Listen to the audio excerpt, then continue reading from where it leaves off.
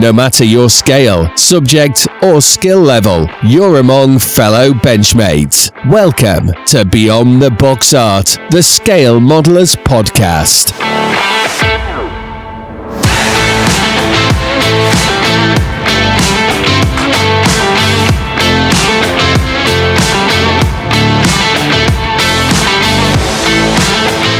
Joining us for episode 33, we are joined by Michael Blalok from Patriot Models in the USA to talk about the new Vetrans modeling initiative.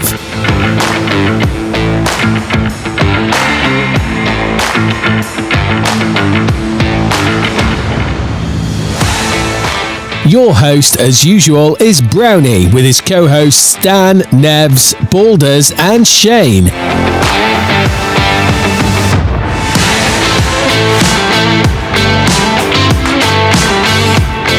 Hi Benchmates, welcome to episode 33 of Beyond the Box Art. And for this episode we are joined by Michael Blalok from Patriot Models in the USA to talk about the new charity that's being started over in the States, similar to Models for Heroes in the UK. But for this episode I am joined by Mr. Dan Brazil. Hiya Benchmates. Mr. James Nevs Nevitt. Hello everybody. And from his little home in Scotland, Hamish McBoulders. Hello. Oh, we're doing it in English this time. That's a bonus. No, it's German. Hallo, H-A-L-L-O. Oh. Is hallo in German. Fair enough. You had it with Germanic days, have you? Yeah, just a little bit. Moving on very swiftly. Quickly, yes, please. Dan, what have you got on your bench? Please, help. Right, models, concentrate. Yes, well, as I said, haven't been anywhere near the airbrush with the rather temperate conditions we've had. So I've been building, and I think I mentioned on the last one, I took the Tamiya 32nd P51D Mustang kit down to open the box and sniff the plastic and start thinking, oh, what am I going to do with this? And before I knew it, I'd built the Packard Merlin engine that's in it. I had to think then, it's not a normal Merlin, it's a Packard under license built Merlin, isn't it? So I built that, and I've just been building, and I tell you what, nothing builds like these. They are, the precision fit of everything is beautiful. But I have been adding a little bit of extra cabling and stuff like that to the cockpit side walls. Now, you talk about precision build. What is the difference between an English-built Merlin and an American Merlin? Do you know? Can't say I do. No. The tolerances on the American Merlins, basically the drawings were sent from Rolls-Royce across to the States. Yeah. And the tolerances that Rolls produced the components to was too tight for the American manufacturing. Right. So the Americans basically redrew most of the components. And actually, none of the UK Merlin spare parts will fit a Packard Merlin and vice versa. Ah, I see. Well, that's interesting to know. Rolls-Royce Merlins are less likely to go wrong than Packard. Yeah. Well, I've added some extra details to this one because there's not enough there. And I didn't really want to go down the road of buying a 3D printed, all singing, all dancing 32nd Merlin engine. So I thought I'd do some proper modelling and a bit of scratch building and get the brass pipe out and various bits and pieces of wire. I have had to order some lead wire because some of the wire that I have is flexible, but it wants to spring back. Now, the lead wire, I've ordered a few different gauges because I need to just work out what's going to be more usable going forward with various kits rather than buying loads and then not really needing to use half of it. But I don't think it's actual lead. I think it's more the sort of lead substitute type wire. But I've ordered some of that anyway to carry on adding a few little extra bits and pieces. But I would say that if anybody is doing it, you have to, first of all, with this kit, the instructions, you have to follow every step of the instructions because this is the third iteration I think that Tamiya did of this kit, and it looks like they only use one set of instructions for all of them. Now, there's an A option, a B, and a C option, and they're in a little shaded box in each step, and you have to pay attention. And then they've got the sort of left and right hand sided arrows. There's little sub instructions. You have to read all of it and get your head around it before you start getting the cutters and the glue out, because it can have a knock-on effect a lot later on in the kit. So with adding the wires, one thing that I noticed was the ones that I'd put in, the cockpit floor was actually failing on some of the wires.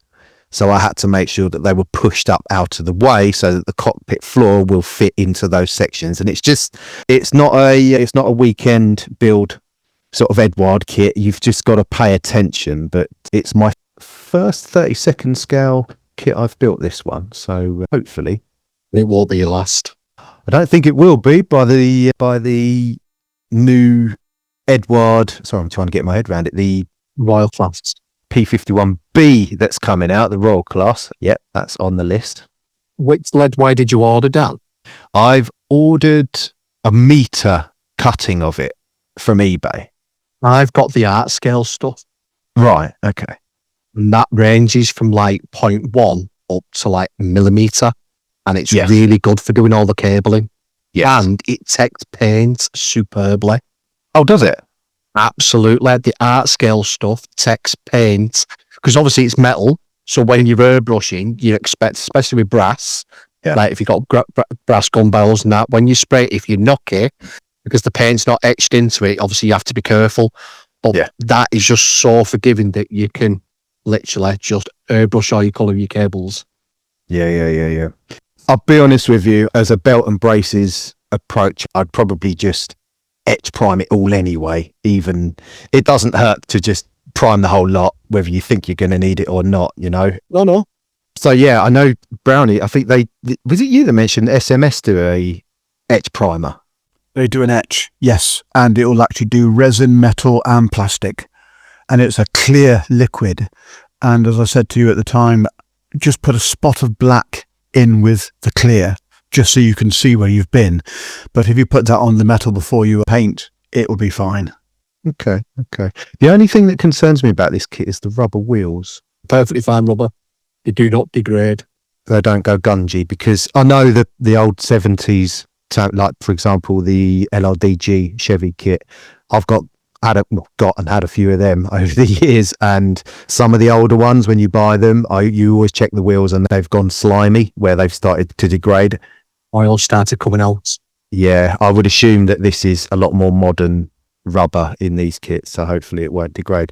I've never painted rubber wheels before. I don't think I need to. Would like pastels and weathering sets do for putting something on? Bit of pastel, bit of oil on them, just give them me personally, I would just get like 1,000 grit sanding stick and just give them a bit of a scuff.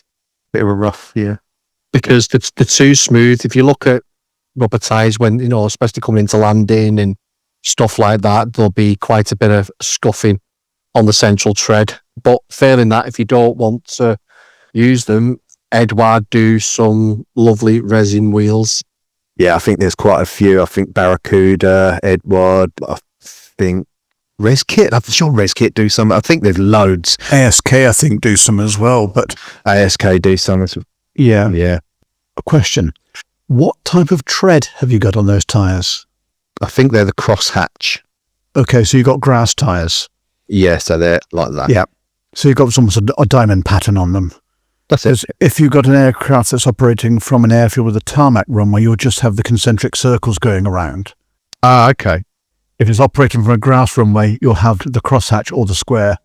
Yeah, the crosshatch. Well, I'm probably not going to use kit decals because this actually is the P51DK, so it's the Pacific boxing, and I want to do, surprise, a Mighty 8th one. Well, there's a surprise. Oh, I know, yeah. I might go Leaston, or I might go, I'm not sure yet, 4 Fighter Group maybe at Debden, which would be... So were they grass runways, or were they tarmac, or were they PSP, pier steel planking? Oh, God.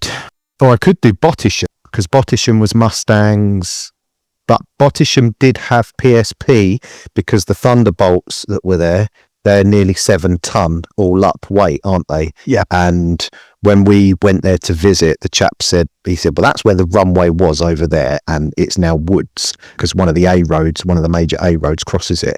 And he said that there's bent up PCP all sort of gnarly into the wood that's grown there.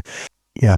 And he said they had to put that down for the Thunderbolt. So I don't know, really. I'll make a decision, choose an aircraft, make a decision, and then find as many reference photos as I can of it. And hopefully some of them will be on the ground and not all in flight with the wheels up, because it won't be much use, will it? Well, if you want information on the airfield, what type of runways they had, PSP or grass or tarmac, just give us a shout, because I've got an extensive library on that sort of information. But if it was a PSP, they would have had grass tyres rather than tarmac tyres. Okay, that's good to know. So yeah, and spendies wise, I did buy the HGW seatbelt set for it. Yes.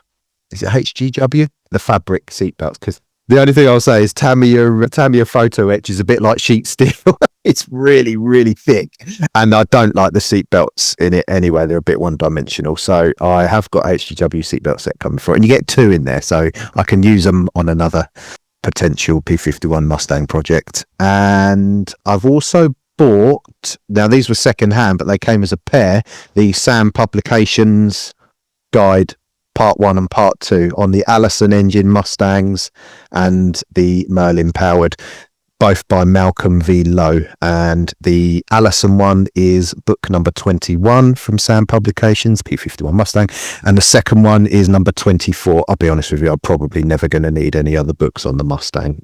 And there's model builds in the back of it as well, which is great. So I was going to suggest, if you wanted a little bit more reference material and have it instantly, the Detail and Scale series on the Mustang. They've done 3 books in total.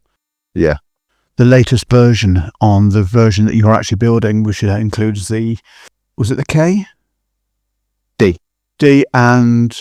It does include the K, sorry, yes, it does, yes. Yeah. Okay. But yeah, the stuff on Detail and Scale, that will give you a lot more insight than those books. They are absolutely superb, and they've got they've got about 200 photographs in there, most of them in colour, and a lot of them wartime. That's the key, isn't it? Because Tamiya do give you a little booklet with these. Yeah. But it's a museum reference, and they're all sort of thumbnail size, and I need to see it big, you know. Yeah, because I've got the 132nd Spit, both the Mark 9 and the Mark 16 low back in that series. Now, have you got the one-piece cowl in the Mustang?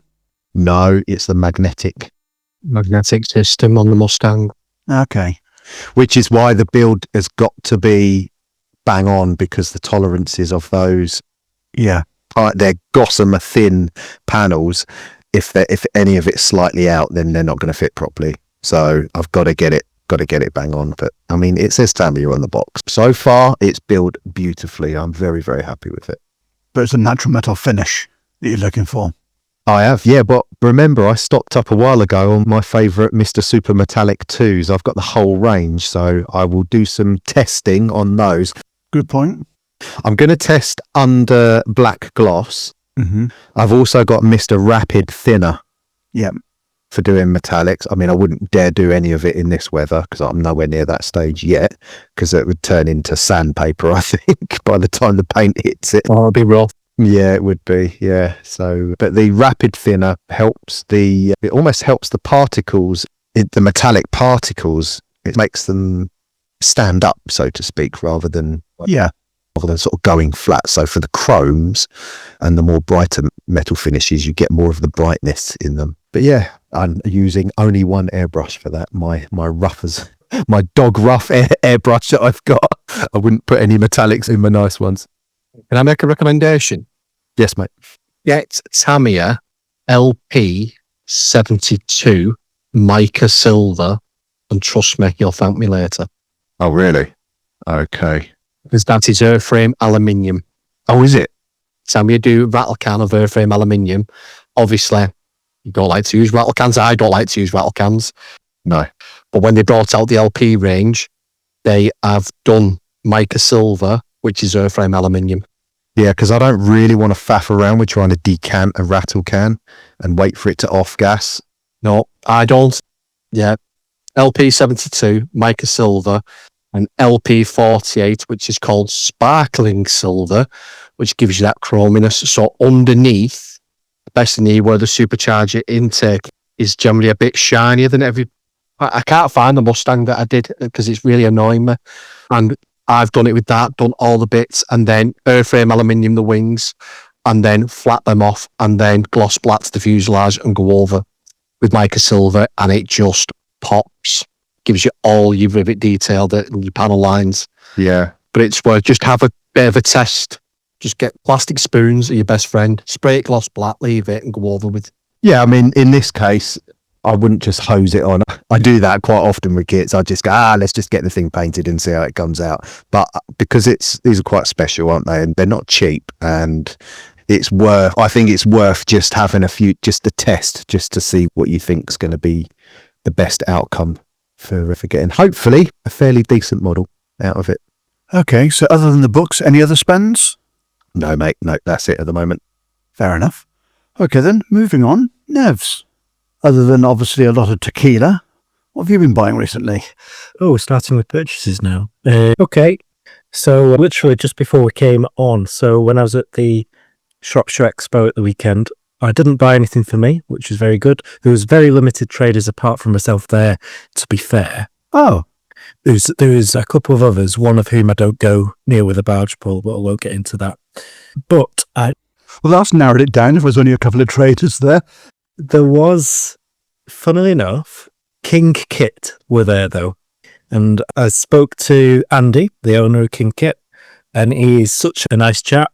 I did say if he wants to come on the pod, we'd be interested in hearing from him. He was amazing. And when you get that impression when someone comes over, they're thinking, you've parked my tanks on your lawn sort of speech. Is it going to be, because my stand was literally there and his was there.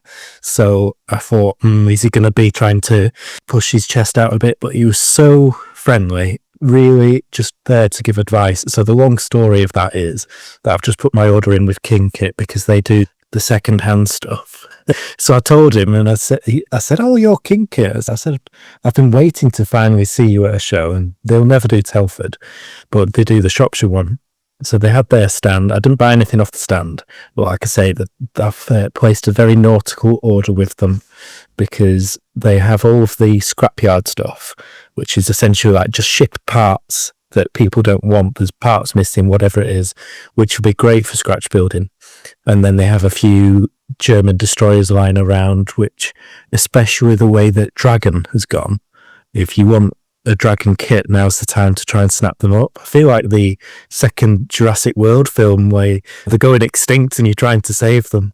So I snapped up a Dragon kit that he had at a very reasonable price as well. So that's just a long, convoluted way of saying, yeah, the ship expenses are not letting up. Okay, so how was the show in general? The show... Did you get a chance to look around? I didn't really. As I said on the group, any photos I took were within a 10-meter radius of where I'd been, because it was me, myself, and I. But the show was very good. In terms of the people organising it, they might take Bolton's Nation as being friend list, because they were so welcoming and energetic, honestly. For those actually listening to the show, which 99.9% of the people all are, Boulders has just given Nevs a two-finger salute. Yes, it's a good thing we're audio only, but yeah, they were very energetic, very welcoming. It was the first time they've held it at that university, so considering going from Cotford to that, it was always going to be trial by fire. And obviously they had the Dakota flyover as well, which was very well done. Came to about 300 feet, I want to say. You might know a bit better than I do. Yep, 300 feet. So that was good. It did free loops over. So everyone enjoyed that. That was the only time I really managed to get out. So, but yes, it went very well. And you can tell Nevs is nautical, can't you? That was 3 orbits, not 3 loops, because DC3 pulling a loop would actually be hilarious. Yeah, it took its wings off for starters on the first loop. Not designed for aerobatic, Nevs. Would it? Well, when you say orbits, you make it sound like the space station circuit. There we go. So to be fair, your lingo isn't inclusive. So We'll leave it at that. Oh dear. Yes, okay. So have you done any work on the bench since you've been back from Hollybobs, or are you still building up to it? I have. So I've finally got the first layer of paint down on Scharnhorst, which is I'm doing the belt strap. So as you probably know, pretty much all ships have a waterline level, which is normally a very dark colour, black. But the German one is more of an anthracite grey. So to try and get that colour, I've done 6 parts Humbrol 33 to 3 parts Ammo's Schwarzgrau, just to give it a more of a black grey colour.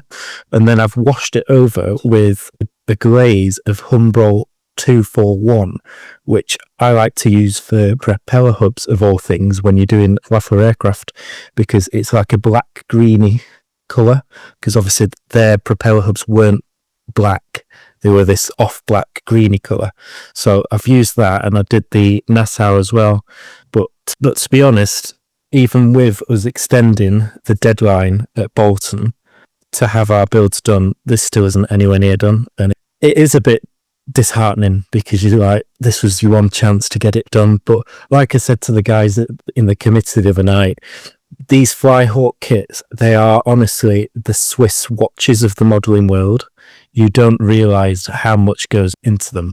When I spoke on the Stash report about trumpeters 1 to 200 scale turpits having 1800 parts, this is probably the same, and this is in 700 scale.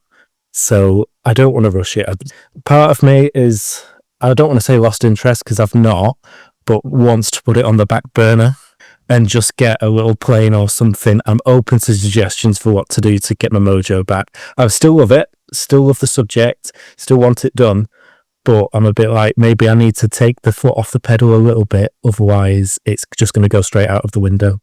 As a little palate cleanser, treat yourself to a 1/72 Tamiya 0. I've got them. I remember I picked one up at Samsbury as well. Yes, you did. The other thing is, our friend Mike Jolly put a little teaser out where he said, oh, it's that time of the week where I'm putting my Hanance order in. And obviously, like I spoke about in the last couple of episodes, there are a few 72nd aircraft that have come out. There's a few Japanese Raidens that have come out. There's the Tojos come out, which I want to do. And of course, there's the Italian stuff as well.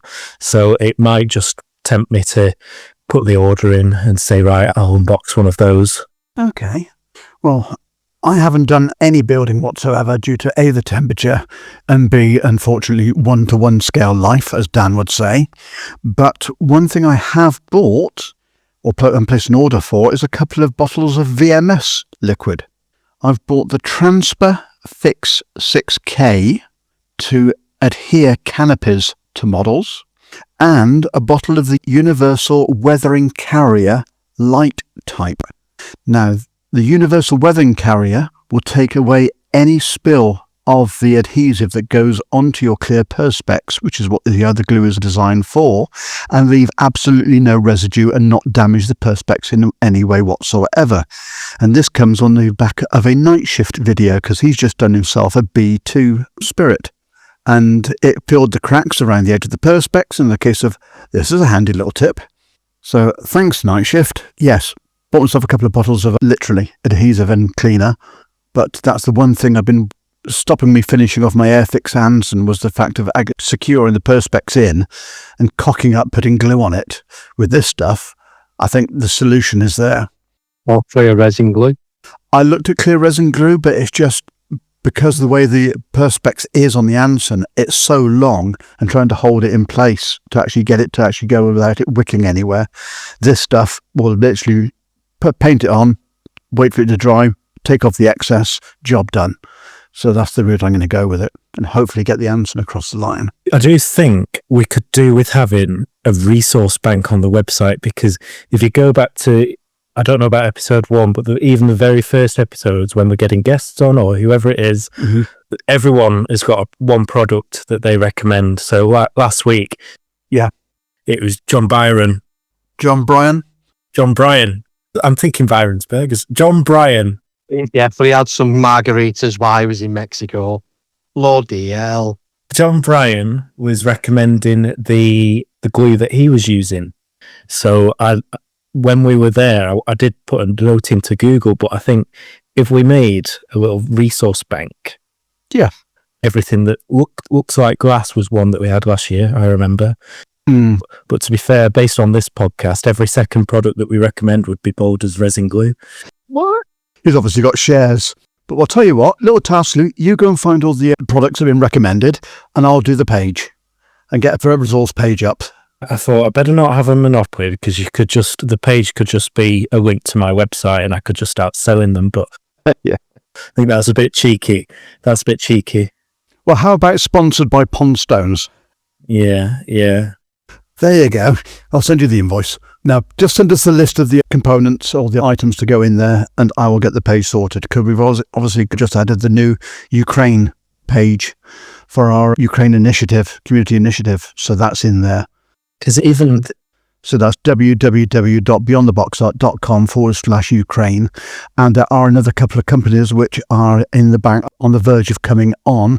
One of them, they don't speak any English, but they're going to actually write a script for us to actually read out on their behalf, which is one that John was talking about last week. So it's going to be a resource for them as well. But yeah, we'll get a resource for them page up on the website as soon as Nevs has finished writing it. And with that, Boulders, what news from your bench? Hello. Absolutely, Jack Norrie. Same as everybody else. The weather has been absolutely horrendous. Temperatures have got up to stupid degrees in the man cave because it's also used during the day as my office for work. So my table mat challenge is not going to be finished because I needed last week to be able to do it. I've not been able to airbrush. I've not been able to do photo etch because it's been so warm. So I've knocked it on the head. It will be completed because it's naval and it's quite an interesting one. Might as well tell everybody what it is. It is HMS Abercrombie. It's a Robert monitor. So she's got a really, really flat bottom. The hull looks a bit like a Confederate ironclad designed to go rivers. And her barbette is actually protruding up from the deck because the hull is that low, and she is equipped with two 15-inch guns in the turrets. Nice camouflage scheme. It's a different mixture of midnight black blue with light grey, green, and a bit of blue in it. So it's an unusual scheme. It's really nice. So I've shelved that, and I am working on my end of year build, which is quite an interesting kit. It's a Revell kit, and I'm going to build an aircraft. Woohoo, finally. Back to where you started. Catalina? No, not Catalina. It's going to be a jug. Okay. Picked it up at Sainsbury for a cracking price. It's the Hasegawa 32nd scale one. There are loads of extras in it. Etch, resin engine, cockpits. I've got the look with the Edward seat belts to do the cockpits. It does have some resin wheels, and obviously while Nevs and Dan have been chatting, I've managed to get one of the hubs off, which is not the flat plate hub. It is the 6-spoke hub, and either the hub isn't circular or the wheel isn't circular. Okay. Because there's something not quite right. And when I look at the wheels, there is a bit of a squidge on the wheel. Is that for weight? You wouldn't squidge it on the hub. It's the hub that is slightly off. Off. Okay. Heavy landing. And I don't know who's they're in a light yellow resin. That sounds very Barracuda. But I don't know because they were just in a bag. I've got no label to see. Isn't that CMK resin? CMK resin's a bit like that. It can. That's true. That is, yeah. Is it a bubble top or a razorback? Bubble top. It is the most famous P47 I think ever, which is Gabreski from Halesworth. Yeah. So I can either do Gabreski's with his lovely grey and obscure green camouflage pattern with the red cowl, or I can do a bare metal one, which is from the 353rd Fighter Squadron, 354th Fighter Group, and that is the 9th Air Force, and that's Major Glenn T. Eagleston. That was France, early 45. and that's got a yellow cowl with a skull and crossbones on the cowl with an eagle right behind it. So there is that option, or I'll do the camouflage. So decisions. The reason I like Gabreski's is because, and the viewers can't see, it's got UD invasion stripes. Really lovely stuff. Yes, very cool. And I love a good invasion stripe. So it's top and bottom invasion stripes. I can do it with either top, just having it underneath, or leaving the top ones off. So yeah, I'm gonna contemplate it because it's Azigawa. It falls together. Plastic's superb. I just don't know what I'm going to do about these wheels because they do look a bit off. And I'm just hoping, because I've not checked, if they've got the full circular hub on and not the 6-spoke, because I might check what the blanking plate on the hub is. Most of them did have the blanking plate, so I'll have a look. Going back to your HMS Abercrombie, have you thought about putting a couple of sailors on the back doing some angling? Then you can have Abercrombie and fish. Oh, Sat the juggler. He's here all week. Try the veal. Yeah, just don't be quitting the day job, Brownie. No. To be honest, Thank you. it is going to be a seascape, but I'm just going to do it in dock, like Harbour Doff, because there's a famous picture with a Harbour Doff with the most famous of the Queen Elizabeth battleships, the HMS Barham, which is famous for one reason, because she was the only battleship during the Second World War that was filmed sinking and then detonated. So I'm going to... It's because it was the only one that was sunk. Actually, it's not. There was 2. So Queen Elizabeth was actually sunk, But was raised. but the British actually played a clever trick.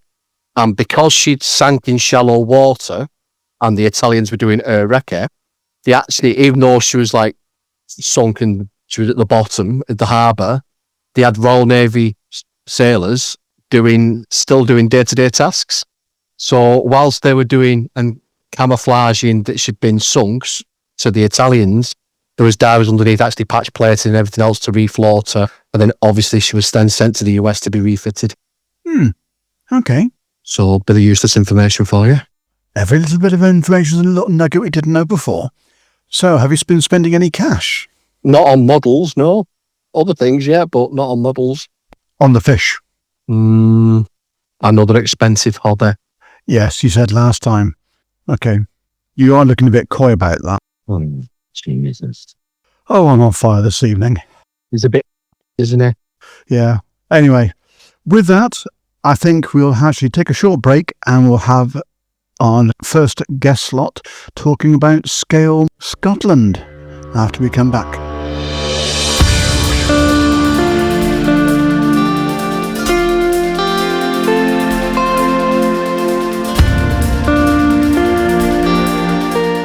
Are you looking for top quality paints for your next project? Then look no further than the Scale Modeler Supply. Hi, I'm Scott, and as a passionate modeler myself, I've spent years creating the SMS product range, designing them specifically with a scale modeler in mind. We've worked extensively to develop our acrylic lacquer paint range to not only be airbrush ready straight out of the bottle, but also to be very easy to use so that anyone of any skill level can create professional results with minimal effort. Just give the bottle a good shake, pour into your airbrush and spray at 15 psi. So dive into your next project with confidence, knowing that you're backed by one of the finest hobby paints on the market. Head over to our website scalemodeler.com.au to check out our full range and to find your closest retailer.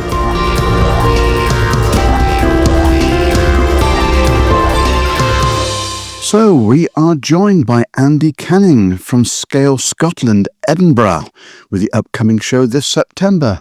Andy, welcome to the show. Morning, how are you? I'm not bad, yourself? Yeah, we're all good. Scale Scotland built a fantastic reputation over the years. Can you tell us a little about the history of the show and how it's grown and what makes it one of the UK's premier modelling events? Thank you for the compliment. It was 4 or 5 of the club members in Edinburgh. We have a couple of model clubs in Edinburgh, the Lothian Modelers Club and IPMS Edinburgh all meet on the same evening. And we used to go to various shows up and down the country, and then we kind of realised Edinburgh didn't have a show and hadn't had a show for a long time. So we got together and we decided we wanted to put on a show.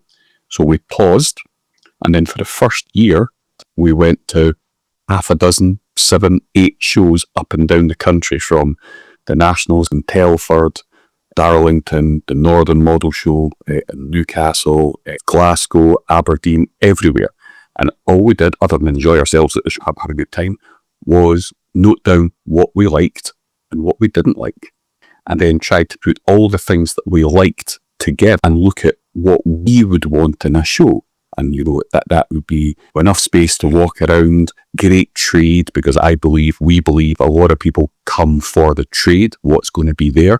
So there's no point in having 10 box pushers. You want to have 2 tops, and you want to have other people, other things there. We did that. Our first show was 2015. We did that at the Hilton Airport Hotel in Edinburgh, and it was quite bitty in sort of various rooms on the ground floor at the Hilton.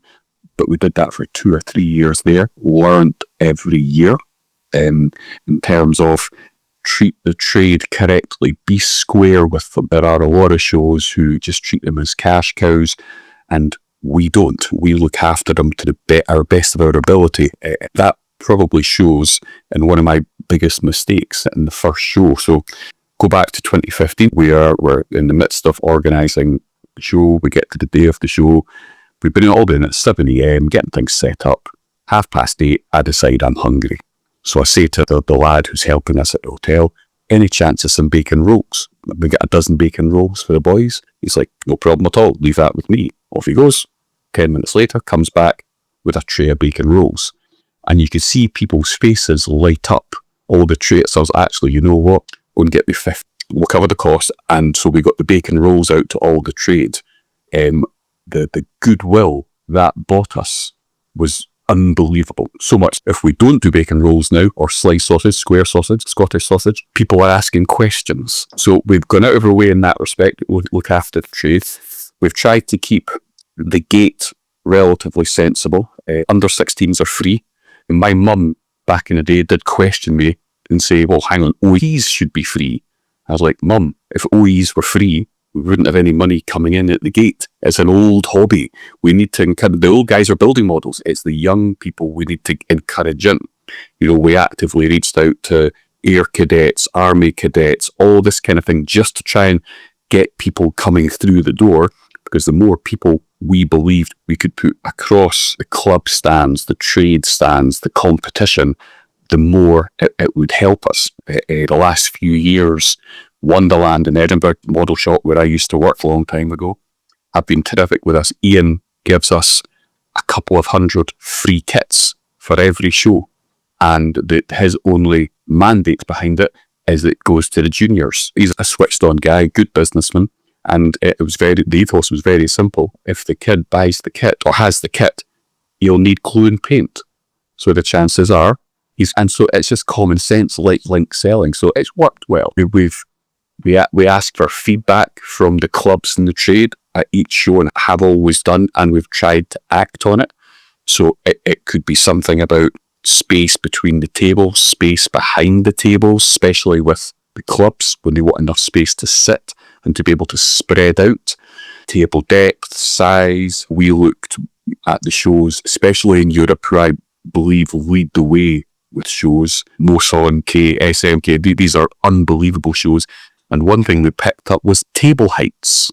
You've been to a show, Paul, as I have, and you're sort of bending over the table to look at a model, and it can be, if you've got the model on the table, you're looking at that person going, don't touch my model, your bag swings. So we put 12-inch risers on top of the tables. Good pal of mine, one of our big sponsors, Sharkey Group in Edinburgh, made us the MDF risers and tabletops. So those go on. So now the tables are standard 6-foot chest with that extra 18 inches of height. So now you can look without having to bend over. And it sounds something daft, and it wasn't something we invented. We saw it at another show. That's a great idea. We can use that. We can make that work for us. And that's all we've ever tried to do. Just make it a show that we'd want to go to. And the ethos was as simple as that. And you've got the other advantage with the older audience. If they bend down, there's a good chance they're not going to get back up again. There's that as well, yes. And then we're phoning paramedics. No, you raise an interesting point of encouraging the youth to actually come to the show. Do you have anything like a Gunpla build area or things of that nature? We've done it a couple of times. It does tend to be quite labour intensive in that there's not many of us who run the show, and it needs at least 2 people on that sensibly, especially when you have under 16s. There are regulations involved there. So being very honest, we've stepped away from that the last few years. It is something we're going to look at again, but I don't know if it's something we'll follow through on. Okay, it might be worth having a chat with the guys from Gunpla UK. Okay. They may be interested in doing something along those lines with you. Okay, I'll get those details from you. Okay, no problem. Okay, so for anyone who's never been to Scale Scotland before, can you give us the headline details? When and where is the show taking place this year? And the parking arrangements for visitors? Okay, parking's free.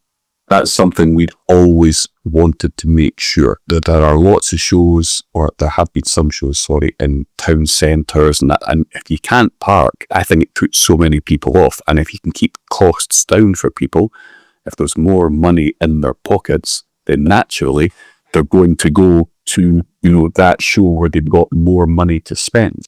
The show's at Murrayfield Stadium. So other than the free parking, you can drive there. You can get the tram there. There's literally, it's so easy to get to. It's scary. It's not city centre. It's kind of midwest of Edinburgh, if you like, but very iconic, home of Scottish rugby. And it's got a great size for us. I guess it's one caveat is its first floor, but Murrayfield have been so good with us in terms of organisation. They put so much into it and help us, and let us use the freight elevators to help both the clubs set up and the trade set up, so that they do look after us specifically well. The cost to come in is £10 flat, and that's you in all day. You can dip in, dip out, you get a wristband. We've done a little bit with Murrayfield before with if there's not rugby happening and the team aren't training, you can sometimes get out to see pitch in the stadium, and it's a pretty special place. If you're a Scottish rugby fan especially, we don't usually have lots to cheer about, but the venue's pretty tasty. Okay. And what clubs or SIGs have you got coming to the show this year? All sorts. A lot of the Scottish clubs come down. Still, my favourite is the 144 guys. The display they put on every year with those aircraft and the work that goes into them, I think are terrific. In terms of other clubs, usually a fair few from the north of England and some south, but we do understand it's a cost in terms of people travelling up. Invariably, they're going to stay over, or to do it sensibly at our age, you want to stay over. You don't want to be doing a 4-hour drive, an all-day show, then a 4-hour drive home. That's a fairly lengthy day. And then in terms of trade, we're very well supported, again, because we've gone out of our way to look after them. So Wonderland, who are one of our big sponsors, the guys at Air and AFM, they're always up with us. And we have a variety of 2 box pushers, Wonderland being one. And then what we've tried to do is make sure that no trader is overrepresented in terms of what he does. So if there's a guy selling tools, and let's say we get an approach from another guy selling tools, if we think they're both viable, we put them at opposite ends of the hall. So they get as much of a chance, and people have to walk around. Justin's been with us from the get-go as well. Great supporter of the show, and always puts on a hell of a nice display, and I always end up spending a fortune on books as usual. So yeah, we've kind of put a lot of thought, again, what would we want to see at a show? And it's not just 10 box pushers in a row, because then there's not enough difference of sparkle there. The guys at Mitch's Miniatures, their busts and stuff always seem to go well. They're right good lads. Ross Mitchell and his family. Alan Jameson, so it's AMN, he's a Glasgow store, great supporter of the show. He's sponsoring the competition this year. He's very, very well tied in with AK. So, we have some people coming up who'll do demonstrations, that sort of thing. And AK have worked with us in the past and continue as well. So we've tried to be as commercially aware as in make the show financially viable, so it perpetuates itself each year, and friendly enough as well that people want to come. because a few model shows have kind of disappeared because they haven't been able to maintain venue costs have got too expensive for them, and it's hard, the pressure to put that on, and it's got to fund itself. Yeah, makes sense. So is this a IMS event, or is it? No, it's an independent model show. So we underwrite it. We have our own public liability insurance. We've done everything as an IPMS show would in that respect. But what we wanted to do, again, we listened to feedback. So the competition, the criteria and the classes morph every year. If we see a surge in figures, then we'll open up that class to have more sections, more if it's sizes or periods or whatever. Or if we see less armour going in, then we'll bring that down a little bit. Again, it's on feedback. Yourself, again, at a show, judging at every show can be interesting. You different aspects to judge from, different criteria. There's no right, there's no wrong. And my friends George and Phil, who run the competition along with Colin and Bart, as far as I'm concerned, what they say goes. So if they're looking at other shows, they're looking at our show, and they're going to change their criteria, and we all talk it through. They're the ones at the front of it. They're the ones signing the models in. They're the ones explaining everything. And we've tried to keep it relatively simple. So you could go to the Nationals in Telford, and it used to be armour, which is what I do, would be everything from out of the box, detailed, extensively detailed, and then scratch building. And I think even they've brought those criteria into 2 classes now versus having 4. It's just, if there's a lack of people doing it, it makes it difficult when there's one model in a class, and it then puts pressure on the judges, because this is where the judging thing people's opinions can vary, and one model, what should it win? And I'm not going to go down that rabbit hole because, everyone's got an opinion on it. But I understand everyone's opinion, and it's their opinion. It's not right or wrong. Okay, so you've obviously mentioned you've got a competition there. Are there any presentations or any special events that take part during the day? Yes, so the competition is fairly straightforward. It'll be gold, silver, bronze. There will be the medals for each model as they're awarded by the judges when it's closed for judging are laid beside the model, so it's fairly obvious who's won. There will be several trophies on the day. Those are then presented at a ceremony. I guess it is a ceremony at the end. Relatively straightforward, nice and simple, and just kept, with a sort of minimum of fuss. As I said, Wonderland will end up sponsoring a couple of classes, as they always do. Usually the junior, always put a nice package of, a big Reveille or craft kit or something like that. They get some bang for the buck. Alan at AMS from Glasgow, he'll put a package together as he usually does. The guys at Eastwick Modeler and Air Magazine will have some books and stuff that they'll do their editors awards. So Mark and David will go and look at what they think wins. Ian Barraclough from the Tank, if you've seen his stuff on Facebook, it's the Tank Room, guys on Facebook are called. Ian will put something on, usually for best armour, best weathered, something along those lines. And then the guys that we have doing the demos. So Lester Plaskett's usually up with us, along with Steve Mitten, both top modelers. Lester, what a character. I love him to bits. And what an unbelievable modeler. His weatherings, I sit watching him doing it, and I'm going, you're a bugger. You're making this look so flipping simple. Yet when I go back home, it starts going everywhere. But we've actually run a couple of demo days with Lester separate from the show, where he's come up.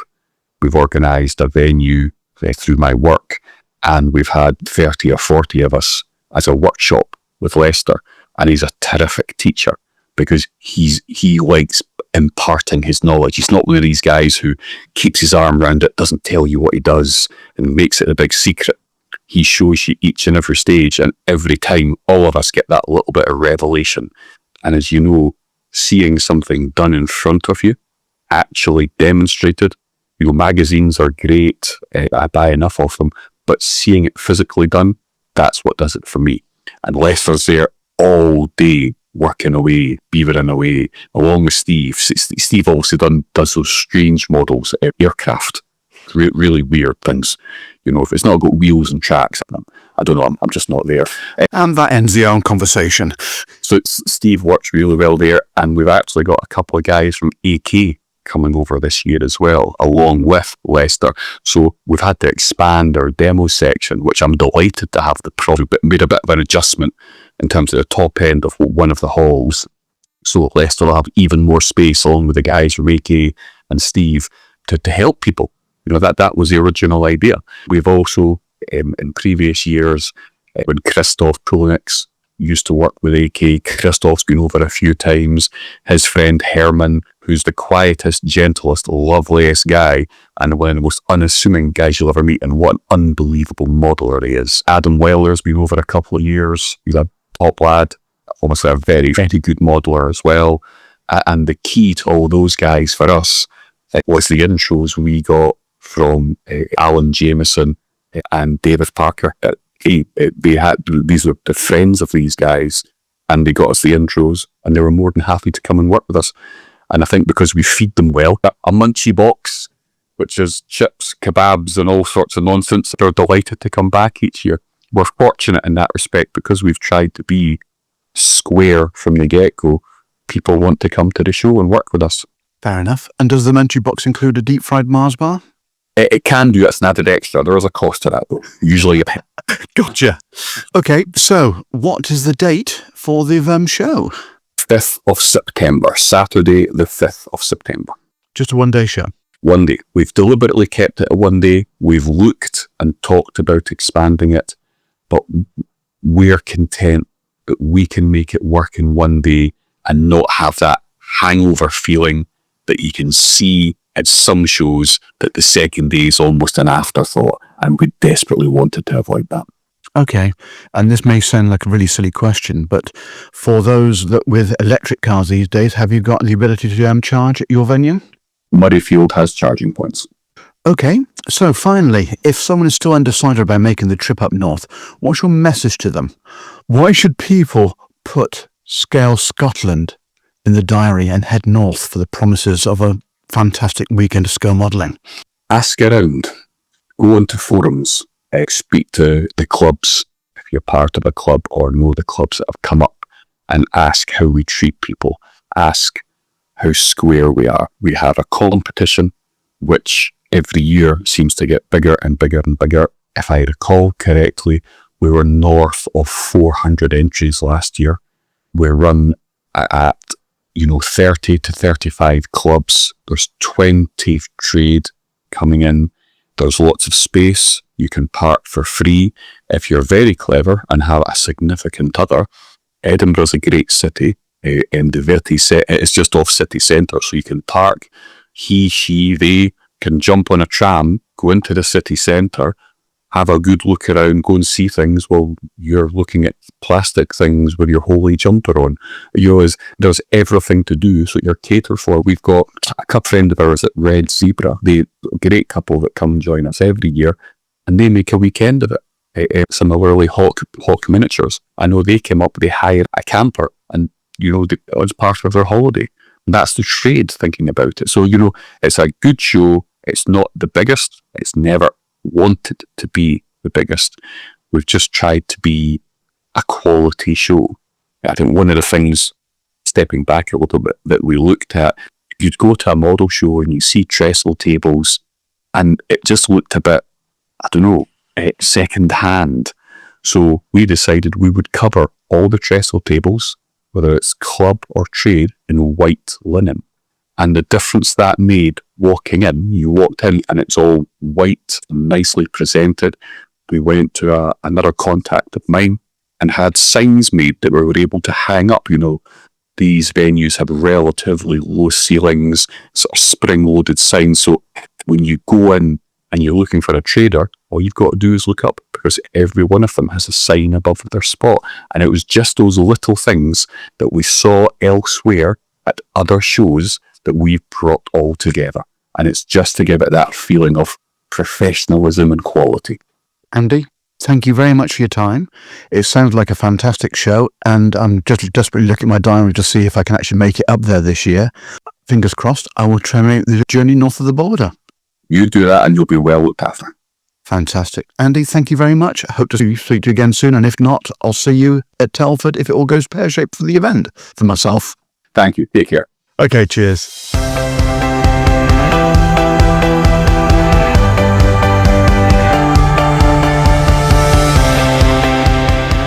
Fish Models, elevating scale modeling to an art form. Experience highly detailed 3D printed upgrade parts that bring true authenticity to your builds. Creators of the acclaimed Rolls-Royce Merlin engine set for both the Kotari Spitfire and the Dambusters set for the Border Models Avro Lancaster. For bespoke design and printing, our service is as precise as it is personal, all at a reasonable price. Please take a look at our products on www.fishcopcompany.de. Shipping is available for all of our products worldwide.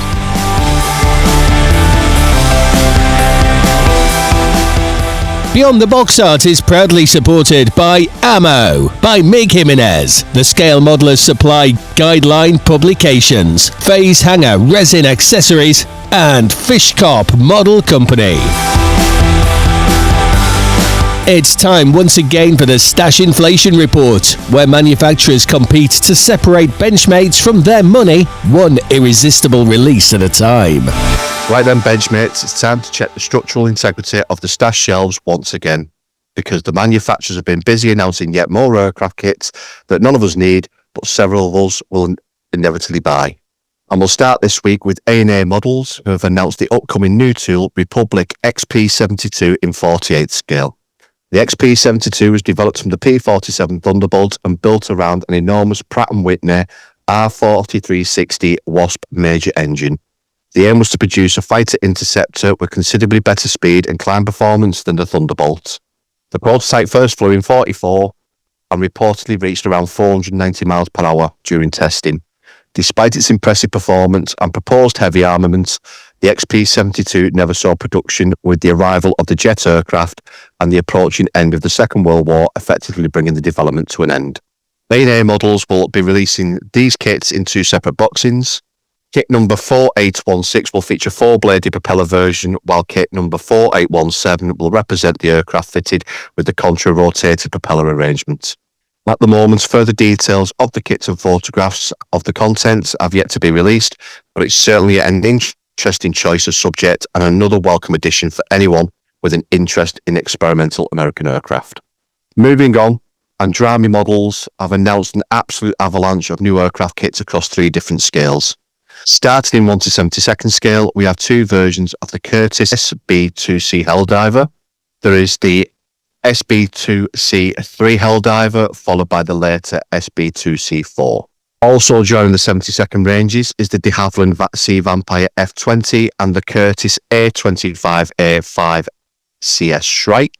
Moving considerably upwards into the 32nd scale, Drami Models have announced no fewer than 4 different versions of the BF-110. These are the BF-110C7, the D3, and the rather distinctive 110D1/R1 Dackleback, and finally the BF-110D/E boxing. And rounding out the announcements from Drami Model is another 32nd Luftwaffe subject in the form of the Messerschmitt BF-109 E4B. So plenty coming from Drami Model, particularly if your interests lie with Second World War aircraft in either 72nd or 32nd scale. Next up, Fly Models return with another 32nd Hawker Hurricane, this time with the Mark IV. The kit comes with particularly interesting and varied selection marking options. These include KZ-188, aircraft C of number 6 Squadron, operating from Prikos in Yugoslavia in January 1945. There's PB-173, an RAF aircraft based at Boscombe Down in 42. LF-468, aircraft F of number 351 at Yugoslav Squadron in 45. KZ-802 of number 42 Squadron in RAF Burma in July 44. KZ-994 of number 43 Squadron RAF, also operating in Burma, this time during July 45. There's KW-908 in the Argentinian Air Force Services from 1948. And finally, KZ-193, representing an aircraft used for prototype trials at Boscombe Down in 43. There is an excellent spread of marking options covering RAF, Yugoslav and Argentinian service, and should offer plenty of choices for anyone adding a 1 to 30 second Hurricane Mark IV to the collection. Moving on to A model, and we now have 3 new Antonov releases. First off is the 1 to 144 scale Antonov AN-74TK300D cargo aircraft. That's followed by the 144 scale Antonov AN-72P in the markings of the National Guard of Ukraine.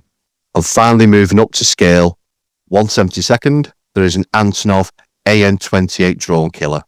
So 3 more unusual subjects from A model, and certainly something a little different from the seemingly endless processes of Spitfires, Messerschmitts and Mustangs.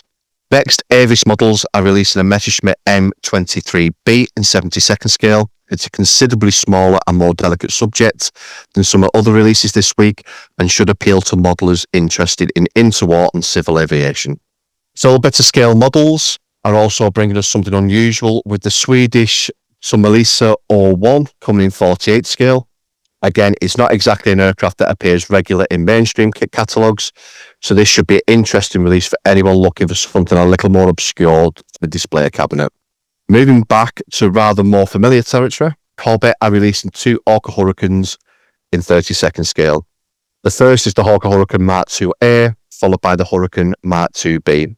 According to Scalemates, these kits are based on the latest Revell Hurricane tooling, but include additional new parts. So if you're a fan of the recent Revell Hurricane kits like I am, these are new releases could offer some interesting additional options. And finally this week, Dogfighter models are clearly determined to make sure nobody can complain that their preferred scale has been overlooked. They are releasing both early and late versions of the MiG-3 across 3 different scales. The MiG-3 early will be available in 1 to 48, 32nd scale and 35th scale. And the exact same selection will be available for the MiG-3 late, again in 48th, 32nd and 35th. So that's 6 MiG-3 releases covering 2 versions and 3 scales. And that brings us to the end of this week's aviation releases. We've had experimental American fighters, Helldivers, Sea Vampires, BF-110s, BF-109s, Hurricanes, Antonovs, obscure interwar aircraft, and enough MiG-3s to ensure that virtually anyone can find one in their preferred scale. Which means my work here is done. The stash shelves are under renewed pressure, and it's time to hand things over to Dan to find out what's been happening and considerably muddier and more heavily armed world of AFVs. Thanks, Boulders. Well, from aircraft that were designed to leave the ground, we move on to the altogether more sensible world of things that stay firmly attached to it. And Masterbox have certainly been busy, with 4 new releases due at the end of the month covering warriors separated by more than 2,000 years of history. We'll start with the most recent of those subjects and a new addition to Masterbox's established First World War range. Kit number 35256 is a 1/35th scale figure and diorama set depicting a squad of German soldiers preparing to leave the relative safety of a trench. The scene captures the soldiers immediately before an attack or trench raid, and one of the figures carrying a cluster of stick grenades. What makes this release particularly interesting is that Masterbox haven't simply provided the figures.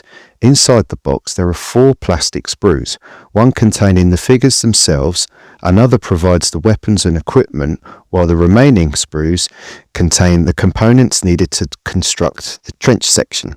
That gives the modeler several options. You could build the content straight from the box as a complete standalone vignette, use the figures separately, or incorporate the entire scene into a considerably larger First World War diorama. The inclusion of the trench components is particularly useful as it provides the modeler with the foundations of a scene without having to build the entire setting from scratch. As we've come to expect from Masterbox, the figures detailed uniforms, equipment and weapons, with the poses designed to work together to create a convincing sense of movement and anticipation. From the trenches of the First World War, we're now heading considerably further back in history with 3 new additions to Masterbox's ongoing Greco-Persian Wars series. First is kit number 32015, the Persian Heavy Infantryman. This is kit number 5 in the Greco-Persian Wars series and provides a single 1/32nd scale figure depicting a heavily armed Persian warrior. The figure is posed in an active combat stance and is shown using a bow. As with the other releases in the series, the kit has been designed to work in two different ways. It can be built, painted and displayed as an individual figure, or combined with other kits from the range to create a much larger battle scene. That modular approach appears to be an important part of Masterbox's plans for the series, allowing modelers to gradually build up a collection of individual figures before bringing them together in a much larger diorama. The active pose of the Persian infantryman should also help create a sense of movement when combined with the other figures in the range. Next is kit number 32016. The kit number 6 in the series, featuring a Greek peltast. Again, this is a single 1/32 scale figure. What makes this particular release interesting is the equipment carried by the warrior. Rather than depicting a highly equipped skirmisher normally associated with the peltast, this figure represents a considerably more experienced and successful soldier. He's now wearing more extensive protective equipment, reflecting a veteran warrior who has acquired better armor and equipment through his military service. That should make for a particularly interesting painting project with plenty of variation available across the clothing, armor, weapons and equipment. Once again, the figure has been designed to work either as a standalone model or alongside the previous releases in the Greco-Persian Wars series. And completing this month's trio of ancient warriors is kit number 32020. This is kit number 10 in the series and brings us another Persian heavy infantryman. The single 1/32 scale figure depicts a heavily armoured Persian archer engaged in combat. The pose and equipment have been specifically designed to complement the figures already available in the range, helping modelers create an increasingly complex battle scenes as the collection continues to expand.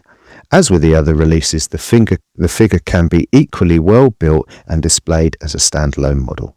So 4 very different releases from Masterbox. The First World War set provides 4 sprues containing figures, weapons, equipment and the trench itself, while the 3 Greco-Persian releases continue the manufacturer's growing collection of individual 1/32 scale ancient warriors. And from figures, we move on to something with 4 wheels. Ace Model have announced another upcoming release in their 1/72 scale military vehicle range.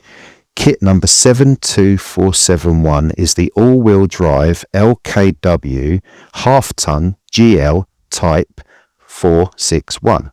Or those of us who prefer names containing slightly fewer numbers and letters, I know I do, the Mercedes-Benz G-Class W461.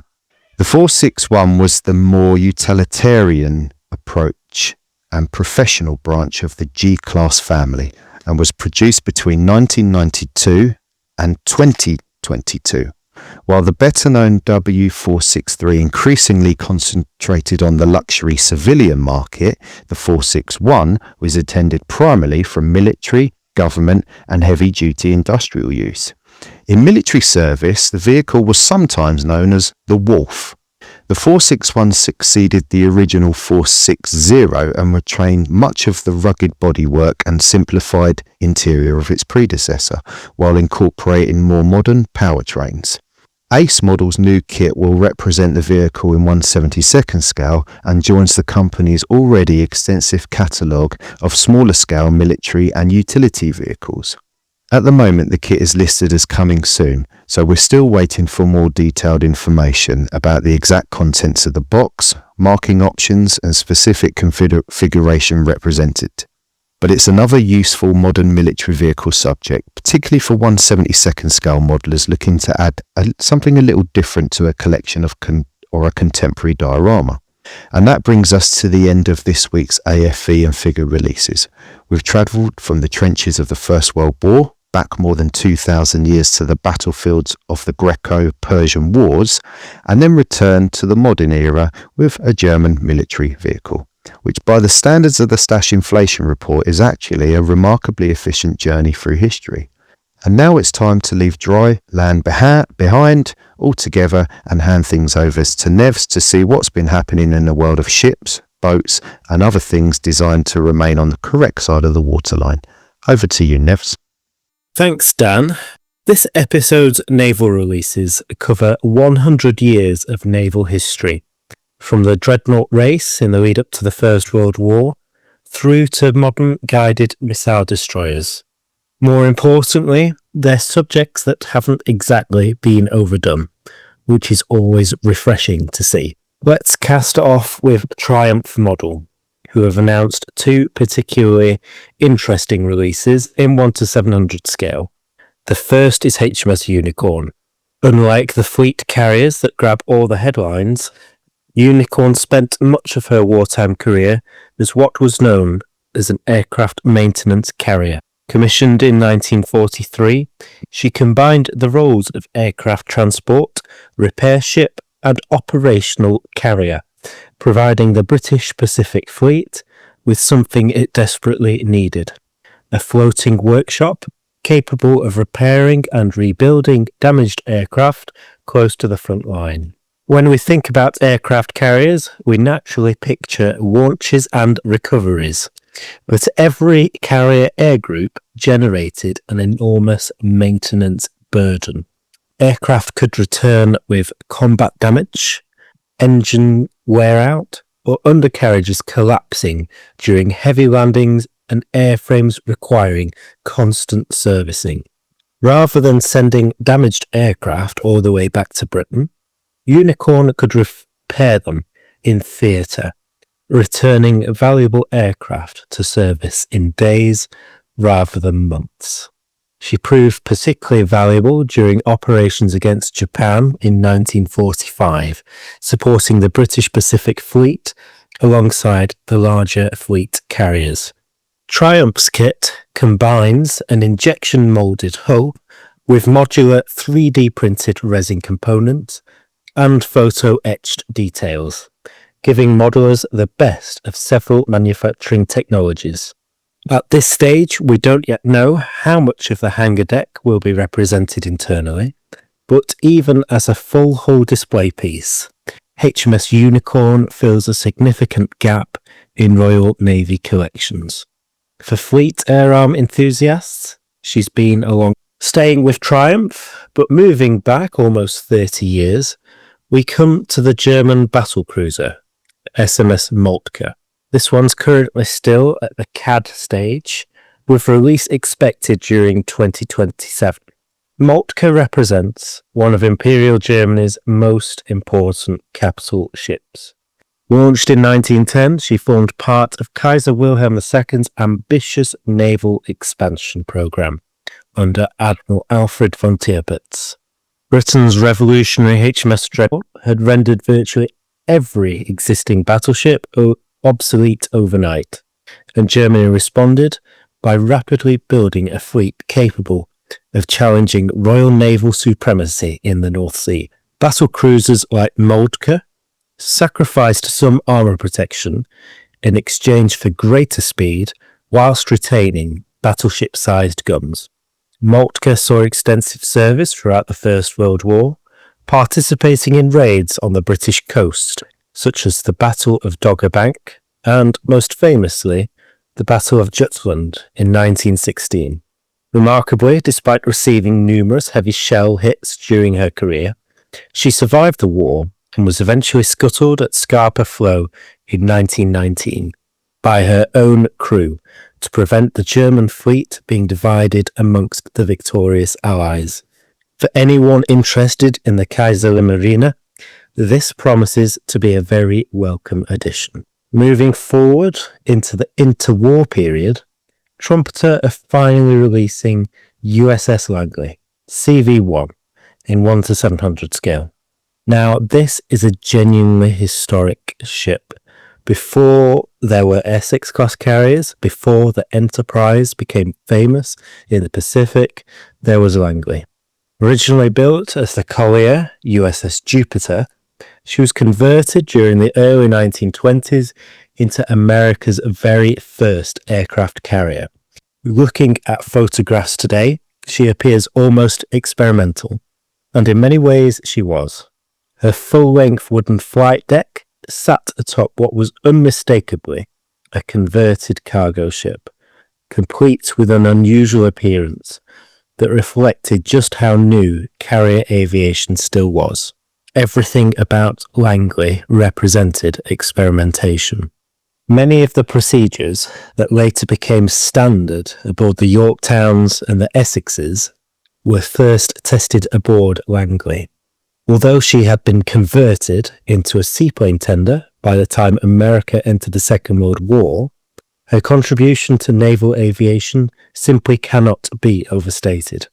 Trumpeter's new tooling captures Langley in her aircraft carrier configuration, allowing modelers to recreate the pioneering years of carrier aviation. Release is expected soon, with pre-orders already starting for what looks to be a very affordable CV1. 3D Wild and Model Fun Shipyard have released two giants from the Battle of Jutland. The first is Britain's famous battlecruiser HMS Lion. Lion served as Admiral Sir David Beattie's flagship and became one of the most recognisable Royal Navy warships of the Great War. During the Battle of Dogger Bank in 1915, she suffered significant damage but survived. And at Jutland the following year, she narrowly escaped catastrophe when a German shell penetrated one of her gun turrets. And with the quick actions of Royal Marines Major Francis Harvey, who ordered the magazine flooded despite being mortally wounded, prevented an explosion similar to those that crippled HMS Queen Mary and HMS Invincible. His actions undoubtedly saved the ship and earned him a posthumous Victoria Cross. The companion release is SMS Friedrich der Große, one of Germany's Kaiser-class dreadnoughts. Named after Frederick the Great, she served as the flagship of the High Seas Fleet for much of the war and took part in every major fleet operation, including Jutland. Both models are produced as highly detailed 1 to 350th scale 3D printed resin kits, complete with photo etch railings, offering experienced ship modelers an excellent foundation for museum quality builds. Moving into the present day, I Love Kit continue to expand their impressive 1 to 200 scale Arleigh class destroyer series with USS Michael Murphy, DDG 112. Named after Lieutenant Michael P. Murphy, a United States hero in Operation Red Wings in Afghanistan, the ship honors one of the United States Navy's most respected and modern heroes, and the first Navy sailor to have been awarded the Medal of Honor since the Vietnam War. Commissioned in 2012 and based at Pearl Harbor, USS Michael Murphy represents the continuing evolution of the Arleigh Burke design. Although the basic class dates back to the late 1980s, continual upgrades have kept these destroyers amongst the most capable surface combatants anywhere in the world. Designed around the Aegis combat system and equipped for anti-air, anti-submarine and anti-surface warfare, the class has become the backbone of the modern US Navy. Earlier this year, DDG 112 participated in mine-clearing operations within the Strait of Hormuz, highlighting how these ships continue to undertake real-world operations in some of the world's most strategically important waterways. For modelers, the large 1 to 200 scale provides enormous scope for additional detailing, lighting, and aftermarket upgrades. And speaking of aftermarket, if you thought Trumpeter's already impressive 1 to 200 USS Fletcher couldn't possibly be improved, Detail Up Mania would respectfully disagree. Their latest enhancement set is remarkably comprehensive. It replaces large sections of the superstructure with finely printed components, adding completely new gun turrets, torpedo tubes, funnels, and a substantial quantity of photo-etched detail. Now, the Fletcher class needs very little introduction. With 175 ships built, they became the most successful and numerous destroyer class ever built for the United States Navy. They fought in every major theatre of the Second World War, escorting carrier task forces, bombarding shore positions, and hunting submarines across both the Atlantic and the Pacific. Many continued serving for decades after the war with Allied navies around the world. It's little wonder they remain one of the most popular naval subjects in our hobby.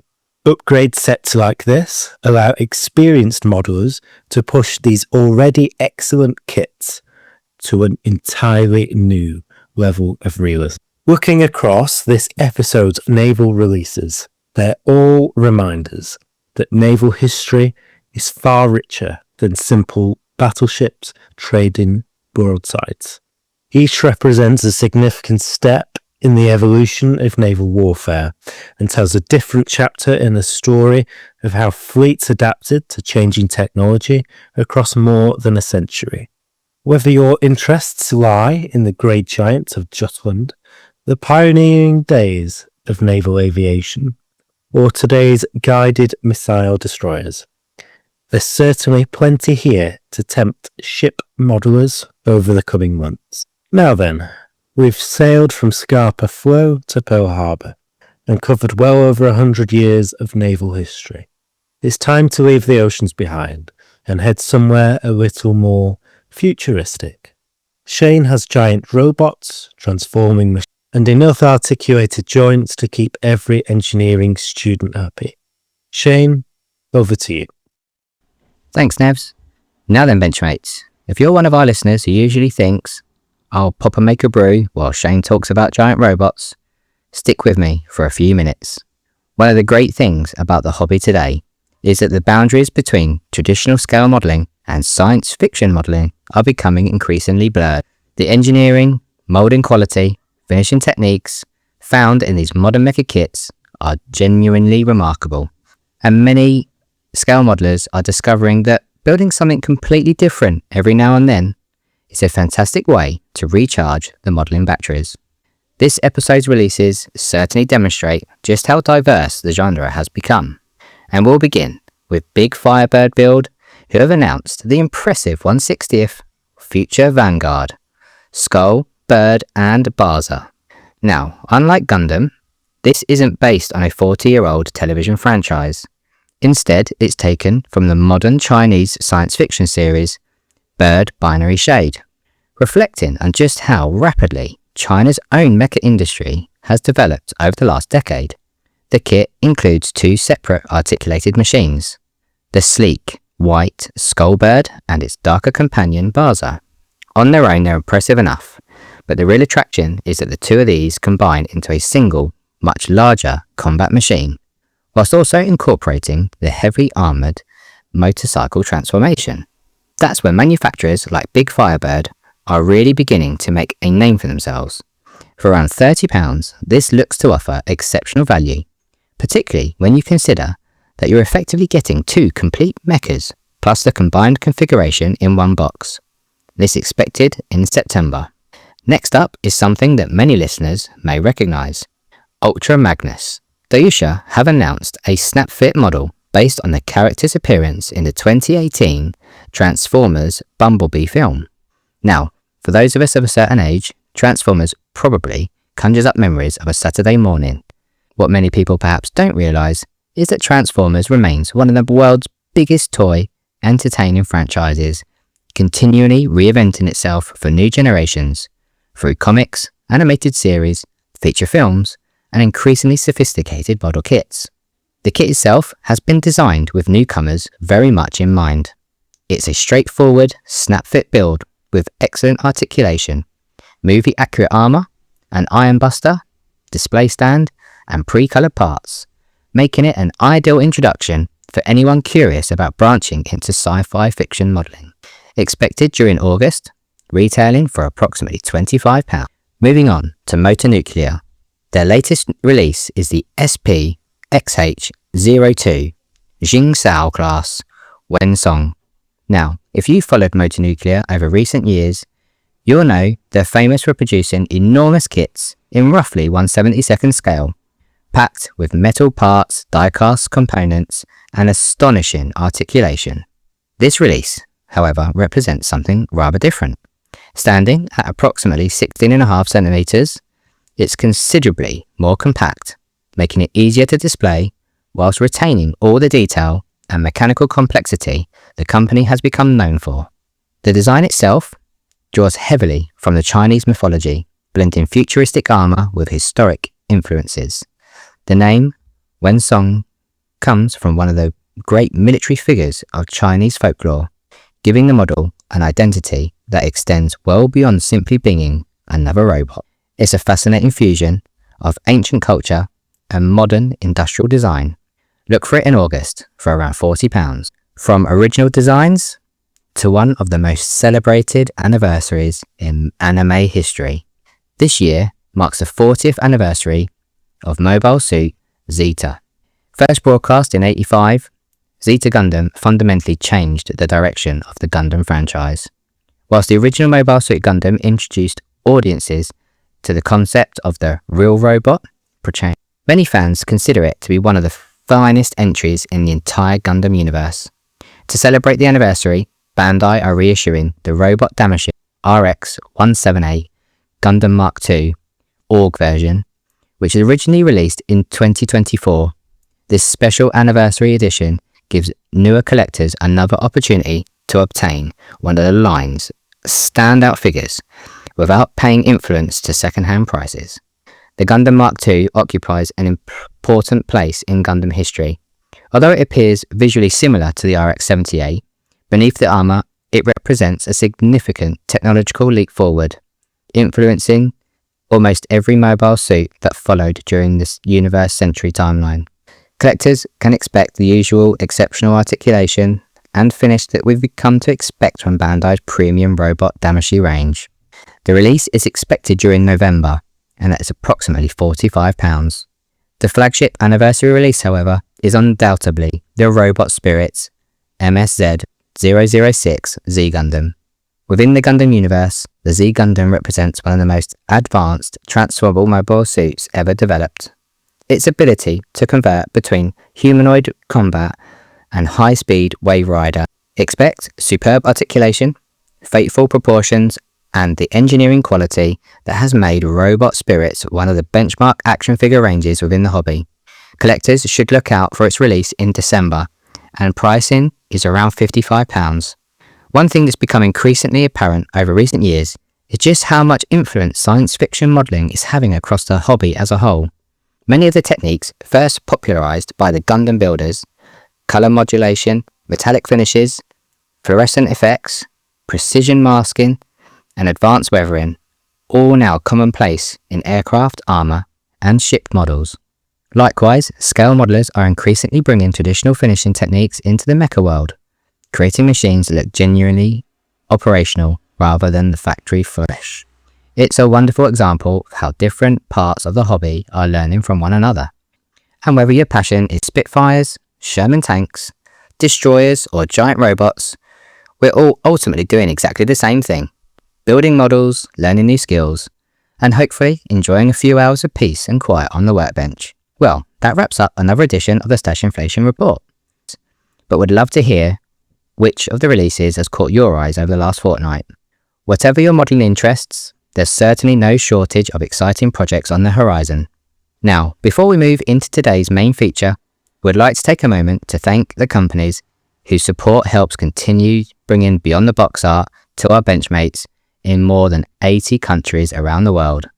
So, here's a few words from some of our amazing partners.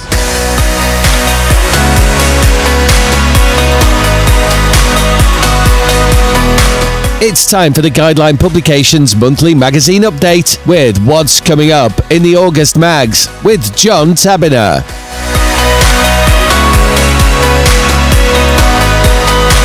Hello Benchmates, John Tabiner here from Guideline Publications with a run-through of what you can find in the latest editions of our magazines. So, let's kick off with Military Modelcraft International. That's issue 358, the August 2026 publication. Let's start with the cover feature this month. is by Rob Rivietzo. It's the Ryefield Models 135th scale JS2 Soviet tank 1944 production with a lot of Ryefield's update sets added. It looks absolutely fantastic. It's presented on the cover unpainted, so you can see all the various elements that have gone into it. And by the looks of it, there are more upgrades on that kit than there is kit. So well worth a read for that alone, in fact, because it's one of Rob's favourite models, one of his favourite tanks. So in the rest of the magazine, after the usual look at new releases and forthcoming releases, we move on to Fabrizio Pincelli, who builds Trumpeter's 135th T-72B1 as an abandoned tank. That's a lovely piece of modelling. Fabrizio hasn't been in the magazine for a while, so it's great to see him back. Harvey Lowe makes an appearance next. Not only does he have an interview later in the magazine, he's very well known, well regarded and well loved Canadian modeller who builds a range of subjects over a range of scales. He has a build of a 3D printed 135th scale Meyer R80 heavy trailer, which is a bit of fantastic looking engineering. German, I think, used to transport tanks, etc. Again, finished in Harvey's magnificent style. The Armour in Profile feature this month is a report on the Combined Resolve 26 exercise held earlier this year in southern Germany. Walter Blum reports on the 1st Armoured Brigade's combat team, the Devil Brigade, and their operations during these important combined Allied exercises. Speaking of American armour, Matt Edwards gives us an urban combat M1A1 Abrams in Iraq for the next feature. And after Harvey's interview, Nicholas Vasseur returns with a build of the Trumpeter 172nd scale Panzer 38T. And that, of course, was the Czech light tank that the Germans used in very large numbers early in the war before using the chassis for a variety of self-propelled guns and tank hunters. We continue the theme with more unusual German heavy armour from World War II next. Ramon Segara builds the Sture Emil, the Trumpeter 135th scale kit, if I have that correct. That was a German self-propelled gun using the 128mm anti-aircraft artillery piece bolted onto one of the rejected chassis for the Tiger tank. That's a tremendous piece of painting and finishing. Very nice kind of rain-stained, rusty paintwork on there, and the brutal form of this beast is very well captured by Ramon. That's lovely bit of modelling.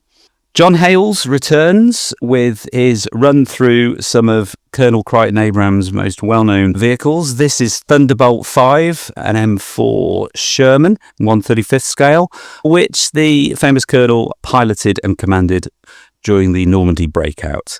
So all fans of Shermans will be very interested in seeing how that comes out, and that looks great. There's a roundup of the latest military books to finish off, followed by, of course, what you can expect in the next issue. And speaking of issues, the best way to get hold of MMI is to subscribe, especially with the news that TG Jones, that's the ex-Smiths stores, will be closing around 150 of their newsagents across the UK.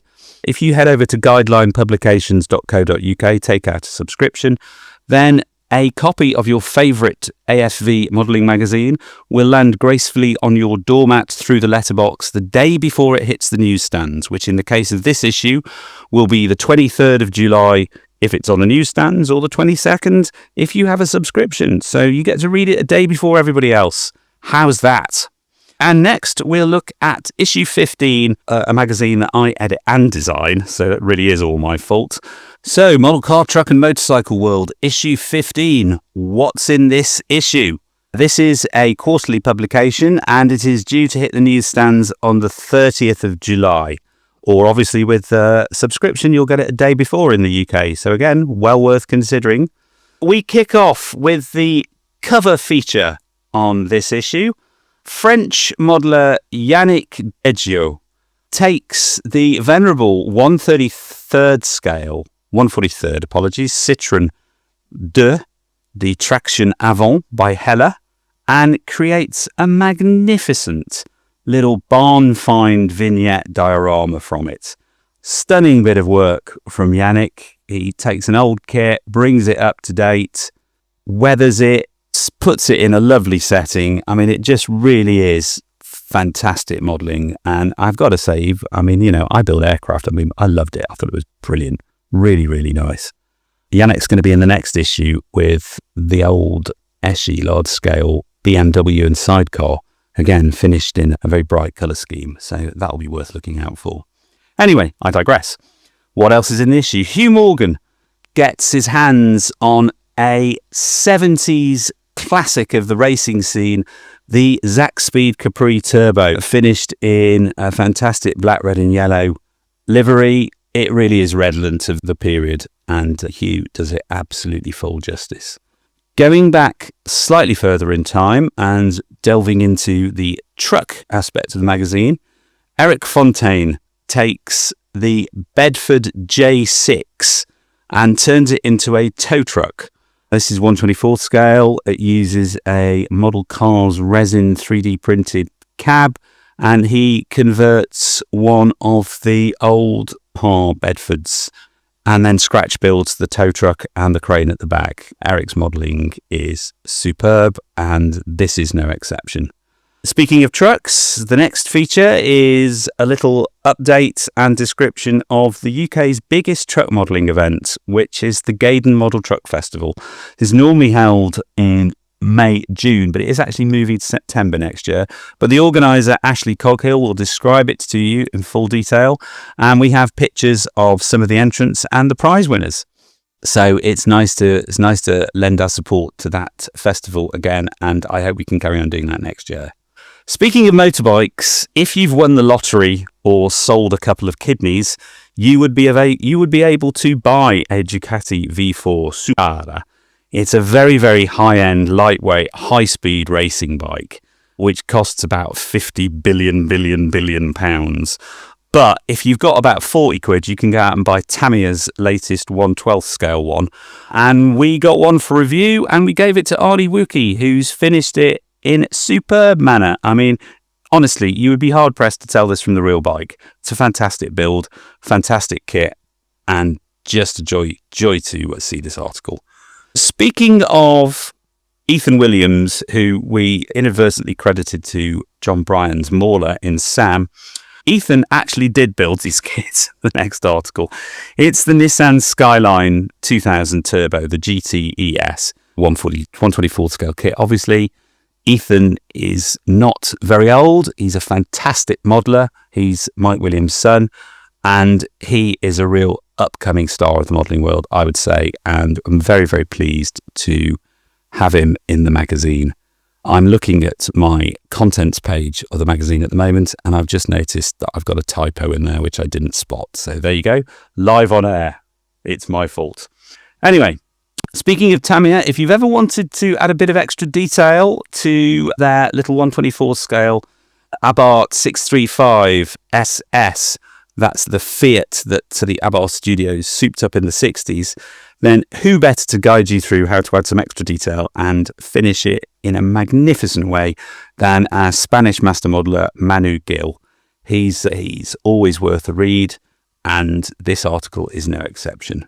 We have another show report next. Earlier in the year in Belgium, there is a massive auto modelling show, which probably not many people who aren't into automotive modelling know about. It's the Jabeka show. I was in South Africa at the time, so I asked one of our Dutch modelers, Kees Kamp, to go down, take a load of pictures, write up what it was about. So there's a report on that there. If you like anything with wheels and in kit form, that is a show to go to. I will get there next year. And actually, I won't go there next year because I'll be in South Africa, but I'll get there eventually, I promise you. After an interview with Scott Taylor of the Scale Modelers Supply, the Australian paint company, we move on to a classic funny car kit. This is AMT's 1969 Mustang, which they released as a gas Ronda hot rod. It was re-released by a company called Round 2.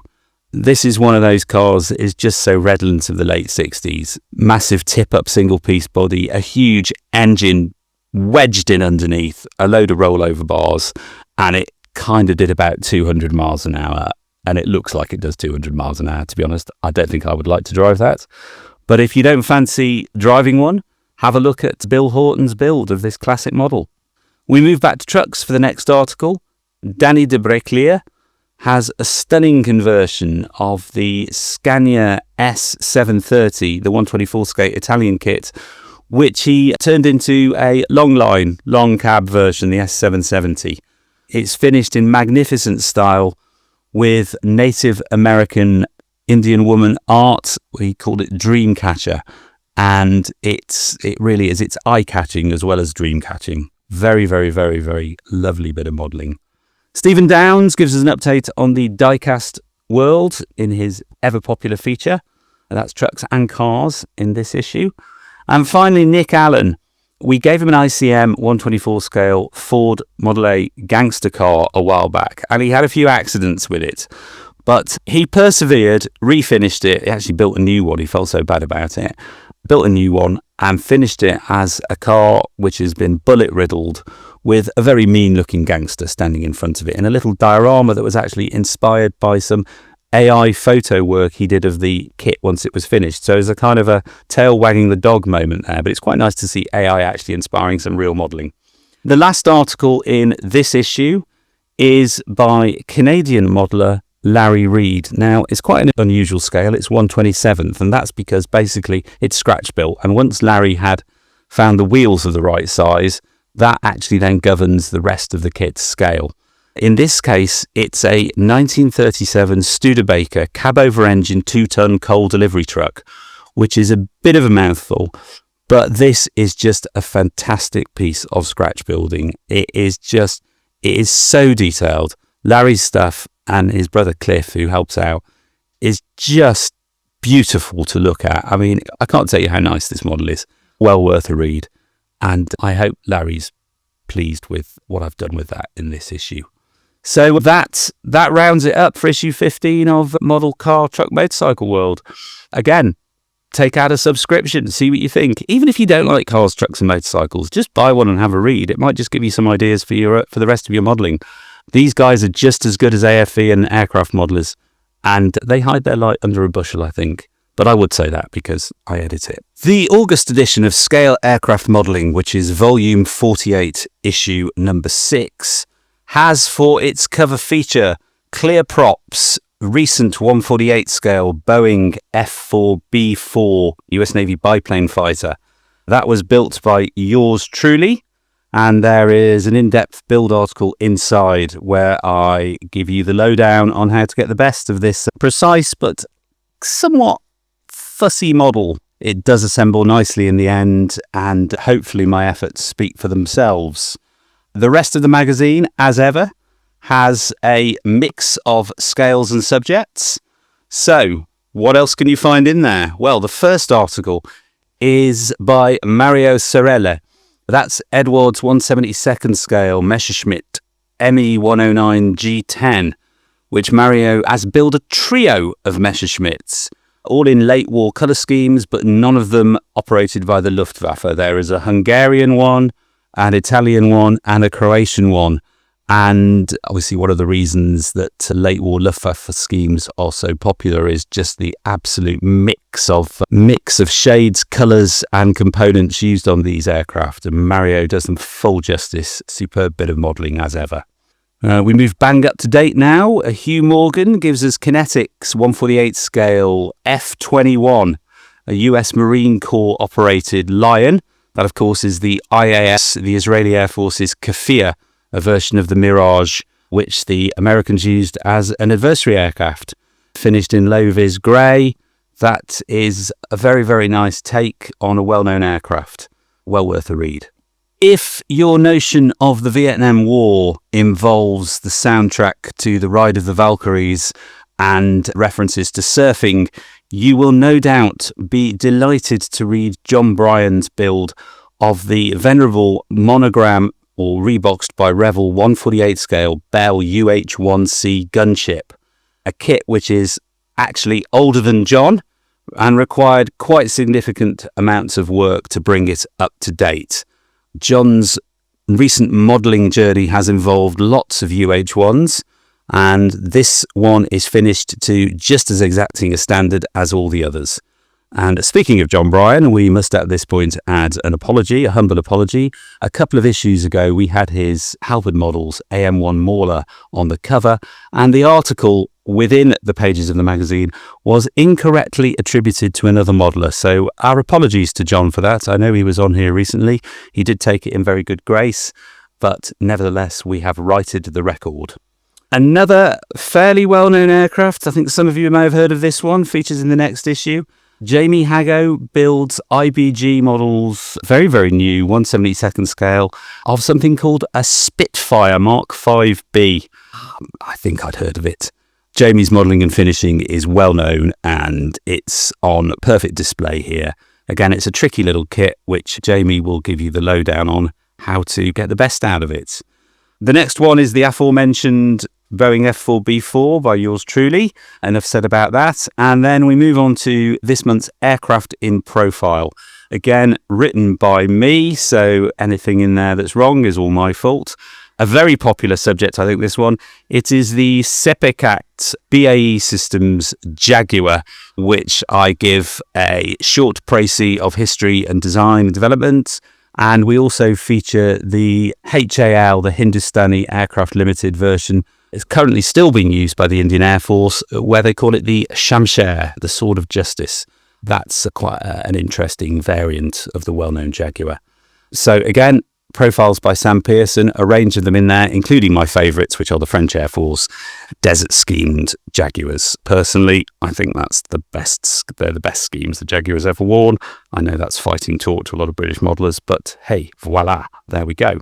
Colour Conundrum this month, Paul Lucas delves into the Canberra.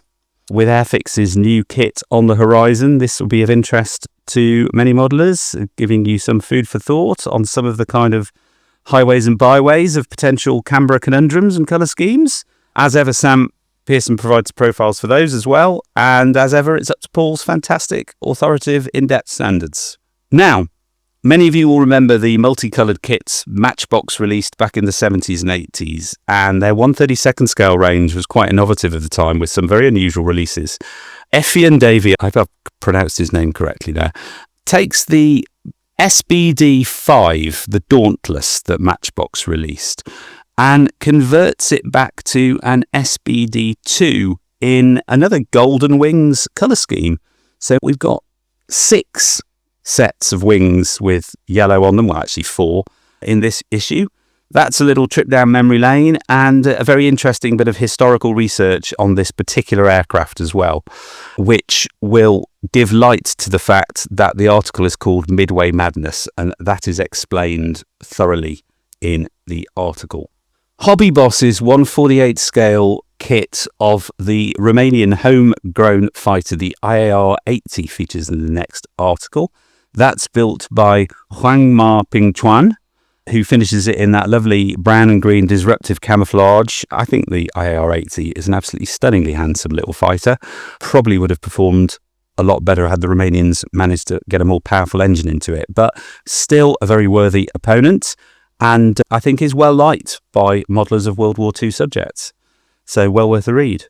Tim Skeet comes to the rescue of vertical takeoff aircraft fans next with his build of Airfix's 1/24 scale GR3 Hawker Harrier. This recounts his build of that kit during the lockdown, so that's an intriguing take on a very popular subject. And finally, Harvey Lowe, Harvey Lowe appears in another of our magazines this month, where he builds a 1/72nd scale 3D printed model of a French pre-war and post-war flying boat. This was a 6-engined transatlantic or long-distance airliner. It's the Latécoeur 631, a very, very elegant, refined design, which was probably just slightly too late to really be commercially viable, given the fact that the war got in the way and the French did operate them on their kind of overseas colonial services afterwards, but not very successfully. They didn't fly that well, and I think they're a little bit unreliable. Nonetheless, as ever, is a classic case of beautiful French design and slightly less beautiful performance. But the build is brilliant, the model looks great, And to be honest, Harvey's work speaks for itself. We've also got obviously updates of new products and books, as well as coming next month. And as before, the best way to get hold of scale aircraft modelling is through a subscription at guidelinepublications.co.uk. This one will arrive on the newsstands on the 23rd of July, but with a subscription, it arrives a day before, fresh on your doormat, ready for you to enjoy. And again, with the potential closure of those Smiths branches, TG Jones, this is probably a really good and guaranteed way of getting hold of your favourite model aircraft magazine. So with that, that's this month's Sam finished. So there we go. That's it. So catch you next time, Benchmates. Have fun. Do you want cutting-edge detail for your kits? Then take a look at Phase Hanger Resin Accessories, run by USAF veteran Mike Reeves. With real-world aircraft experience as a crew chief, Mike knows exactly where accuracy counts. And today, he's bringing that knowledge to life with precision 3D printed parts. From seamless intakes and nozzles to dropped flaps, pods, pylons, and cockpit upgrades, Phase Hanger's prints capture the crisp edges and fine detail that limitations in injection molding just can't reproduce. From 1/72nd to 1/32nd scale, you'll find add-ons from Cold War classics to the latest frontline jets with frequent new additions to the product range. Every piece is designed by modelers, for modelers, and faithfully reproduced on state-of-the-art printers and shipped worldwide, and are ready to drop straight into your next build. With additions to the product line landing all the time, there's always something fresh to elevate your next build. Explore the full range at phasehanger.com and follow Phase Hanger on Facebook and Instagram for regular updates and inspiration. Phase Hanger Resin Accessories, authentic detail designed with a veteran's eye and available to modelers everywhere. Phase Hanger is a proud sponsor of the Beyond the Box Art podcast.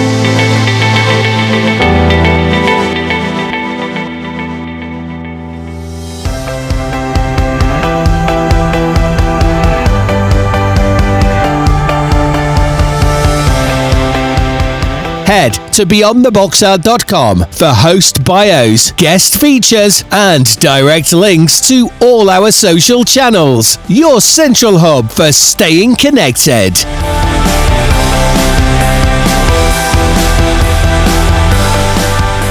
And now, our featured interview. Conversations with the people shaping the hobby, from individual modelers to leading manufacturers, exploring every aspect of scale modelling together.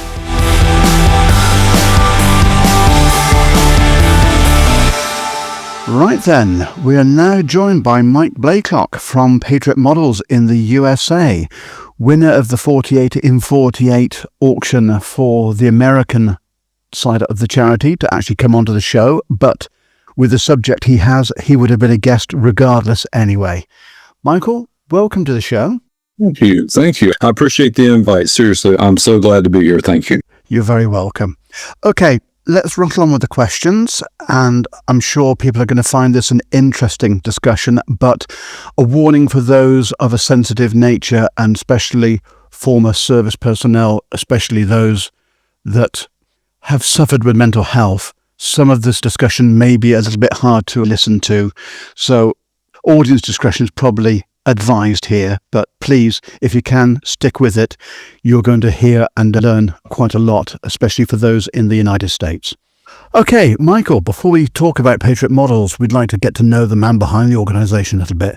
Can you tell us a little about yourself, your military service, and how you first discovered scale modelling? Sure. So I am from the southeast of the United States. I was born at Fort Bragg, North Carolina, which is a military installation that is the home of the 82nd Airborne. My father was part of the 5th Special Forces Group. He was a Green Beret. He fought in Vietnam. I was born in 1970 there at the hospital base, on base, and moved pretty quickly. A couple of months later, moved back to where my mother and father were from at the time, or where they had lived, and so the metro Atlanta area in Georgia. I grew up there, attended school all around the city, and then I joined the military right after high school, went to basic training, and then got stationed at Fort Ord, California, it's no longer there. That installation has been shut down, budgetary cuts in like the early 2000s, I think. So when it was there, Fort Ord, California is really close to Monterey. So it's about halfway between San Francisco and LA on the West Coast. And it was the home of the 7th Infantry Division. 7th Infantry Division was the rapid deployment force on the West Coast. The 82nd Airborne is the rapid deployment force now for the world, really. But at the time, it was for the East Coast. And so I was there as a missile gunner, a Stinger missile gunner, as a shoulder-fired missile, anti-aircraft missile. So my job was basically to go with light infantry, which means there's no mechanized machinery with you. So it's Humvees. I think like a Deuce and a half is the largest vehicle that you would drive. All right. So basically everybody's humping their gear. Everybody's basically got their stuff and we're all marching where we're going. And then I'm supposed to climb the nearest mountain, dig a hole, and make sure no planes get us. So that was what I did. And so because of that, I sort of got into aircraft modeling when I did pick it up. But after the military, I went into the automotive field. I worked with cars, basically cars in repair shops for dealerships, primarily Honda. So if you had a Honda vehicle and you had a warranty issue or you needed service on it, whatever, you came to the dealership to get it worked on, I'd be the guy there to talk to. Eventually worked my way up into management and all that, and then got burnt out, decided to do something else. And my wife and I both pivoted, went back to college and became teachers. We're both high school teachers at rival high schools here in Manatee County, Florida. She is at Palmetto High School, the home of the Tigers. I'm at Parish Community High School, home of the Bulls. And so we both teach forensic science, which I joke with my kids and say is basically how to get away with murder is what I teach. That's an interesting way of putting it. But just rolling back a second, Fort Bragg, was that renamed or am I imagining things? Fort Bragg is still Fort Bragg as far as I'm aware. I don't think it got renamed. I was just having a quick Google and there's something about 2023. It was renamed Fort Liberty. Oh, maybe they did. To remove the ties to the Confederacy, and now it's been renamed back again to Fort Bragg. Yeah. So everybody that, well, you know what? I'll just leave that alone. I didn't know that it had been changed. There's a movement to change a lot of names, and I don't really pay attention to that movement. So. Gotcha. Okay. Yeah. I mean, I know that there's a good intention behind the movement, and there's nothing wrong with the good intentions, but I think that to erase history is not smart. So I don't really agree with the way they're going about the movement, not the movement itself. Right. Okay. So obviously you talked about you are a scale modeler. What have you got on your bench at the moment? So right now I've got a couple of different things. Actually, I have three models going right now. I thought I had the third one done, and I don't know, I think I picked up the bottle of something I shouldn't have, because when I went to put a gloss coat on it to do my decals, it does not look gloss, so I've got to redo that. But I've got a Corvair rocket that I'm working on. So because of the birthday of America, right, I was working on this little Corvair rocket. So this is it's actually like a precursor to the shuttle, like the Columbia and all the shuttles that we did. So it was designed by the same guy. So they took this design and then made the shuttle out of it, basically. Like this was designed about 20 years before the shuttle. So anyway, this one never came to fruition. It was just a design, so I get to do it any way I want. And then Gotcha. So it's very much like a lifting body sat on top of a rocket rather than... Yeah, so it's got the lift rocket here. Mm-hmm. And on top of that, it has another stage here. And then this panel lifts off, except that I've glued it down because it kept falling off. Inside here is a pod with the shuttle inside it. Oh, okay. So 1/144 scale. So, there's room for 5 in here. Room for 5 astronauts. And what make is the kit? This is, where is it? It's not an Aurora, is it? It's a remake. Limburg? It's an old Revell kit. Okay. That was bought out by Atlantis. Right. So Atlantis bought a whole bunch of old Revell kits and has repackaged them. Okay, so that's the Space Shuttle... Corvair. Okay. Interesting. I hadn't seen that before. Interesting concept. Yeah, it's not really popular. Mm. It wasn't a very good model. It was not good. The plastic was, there was a lot of flash. There's no panel lines. And what there's probably 4 panel lines, I should say. And they're very crude. They're very thick. Gotcha. It looks toy-like, even where I've sanded and tried to take the lines out of this. Yeah. It's not easy. And then if you look right, see if I can show it to you. You got to get the light just right. But there's a divot in it right here where just the casting on it just did not. And it's on both sides of it. I did a pretty good job of filling and sanding it back out on this side. But on this side, even after filling and sanding it, there's a pretty good divot right there. Gotcha. And so you got to keep the light on it just right. But yeah, it was a lot of work. And I got to a point on it where I was just like, I'm probably not going to win a medal with this thing anyway. I just want to make it red, white, and blue and put it on the shelf. Okay, let's go. Fair enough. Okay, you said you had 3 on the shelf, on the workbench? Yeah, the Apache. I have a 135th Apache Academy going up that I'm doing as a rigor mortis, which is the first copter in Desert Storm to fire a shot. It opened Desert Storm. Basically, that copter put out the radar that let all the Allied planes in to do the initial bombing. Gotcha. So there were actually 8 helicopters, 8 Apaches, and 4 MH-53s for the mission, but only half of them did the job that way. No, they didn't know where it was coming from, basically. So it was basically 6 helicopters, 4 Apaches, 2 MH-53 Pavlos that did the job. And this one is the guy that did the one that fired first was the lead copter. And I want to eventually do a diorama of all of them. Is why I picked this. But as I was telling you earlier, like, there aren't decals for this, so I'm having to have them made. Just finding the numbers for these copters is not easy to start with. You've got to do a lot of digging to find just the information because, they classify all that stuff. And so to get all the historical facts correct on it is not easy. But if you dig, you can find it. So I'll get it eventually. Okay, and model number 3? Third one, M41 Bulldog. It's a Tamiya kit done in 135th, but the Bulldog is a small tank. I bought it because I'm just kind of a dumb modeler when it comes to that. I've not been modeling that long, right? So I got back into this about 2 years ago now, and when I got into it the first time, I only did like 1 or 2 models and quit. So my experience is very limited.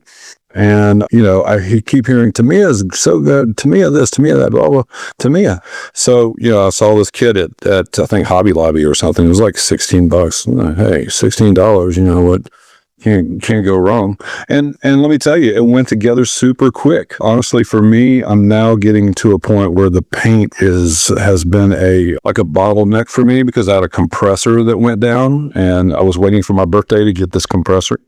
And so my birthday came, and then so did Father's Day and my birthday and my father's birthday, and my wife had surgery all within a 5-day span. And so I'm just now getting back to where I can get a little time in the office and the bench.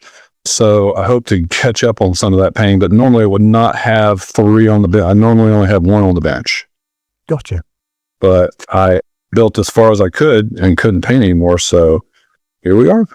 Fair enough. Okay, Dan. Sounds like you're a very busy man, Michael. I do stay busy, yes, sir. So, Patriot Models has a powerful mission statement, I notice, which is no soldier left behind. For listeners hearing about the organisation for the first time, could you tell us how Patriot Models came into being and what inspired you, Carrie and Tom to create it, please? Yeah, so it's kind of a 2-pronged thing as far as, why I'm here versus the creation of it.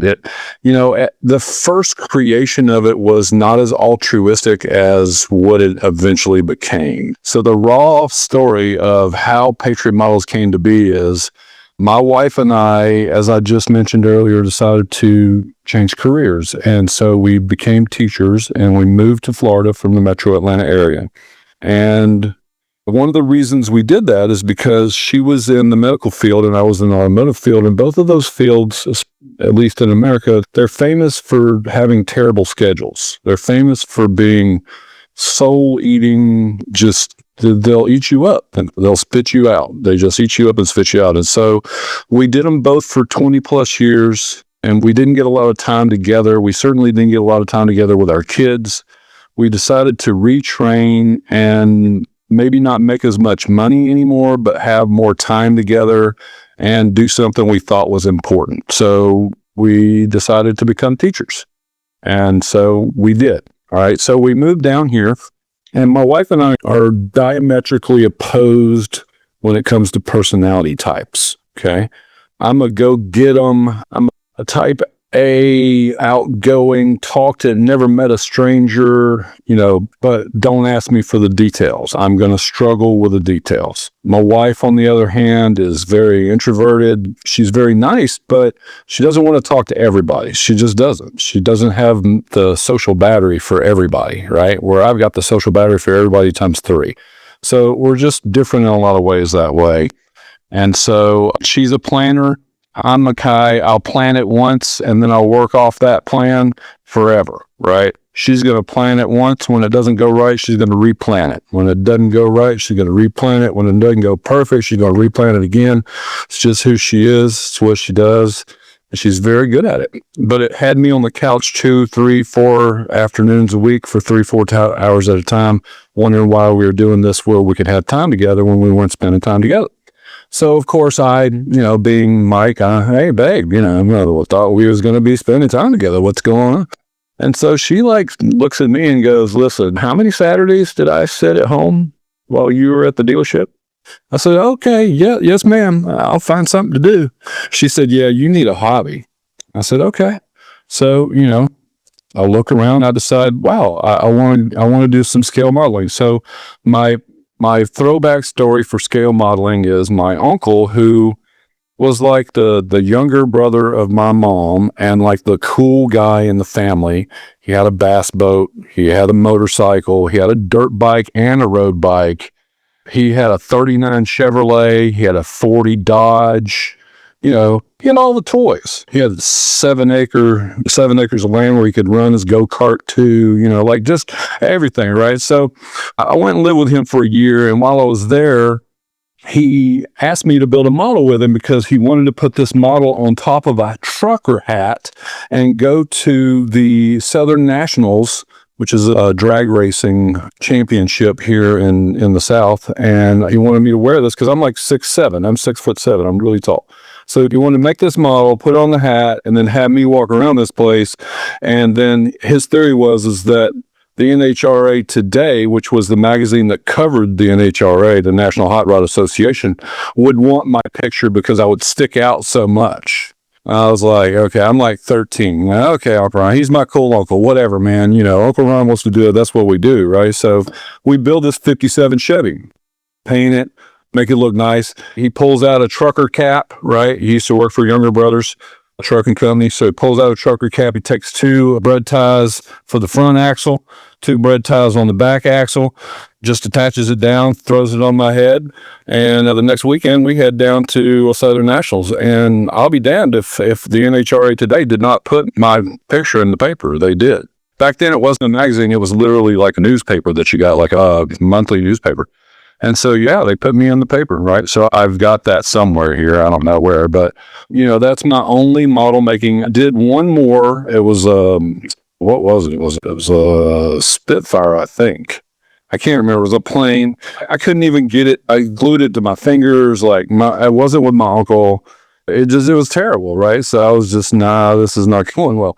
So, I decided to go back to it. So I pull the first model out, and again, I stick it all to my fingers. So I'm like, okay, let's go to YouTube, right? Let's go to YouTube. So I go to YouTube, I start trying to get better.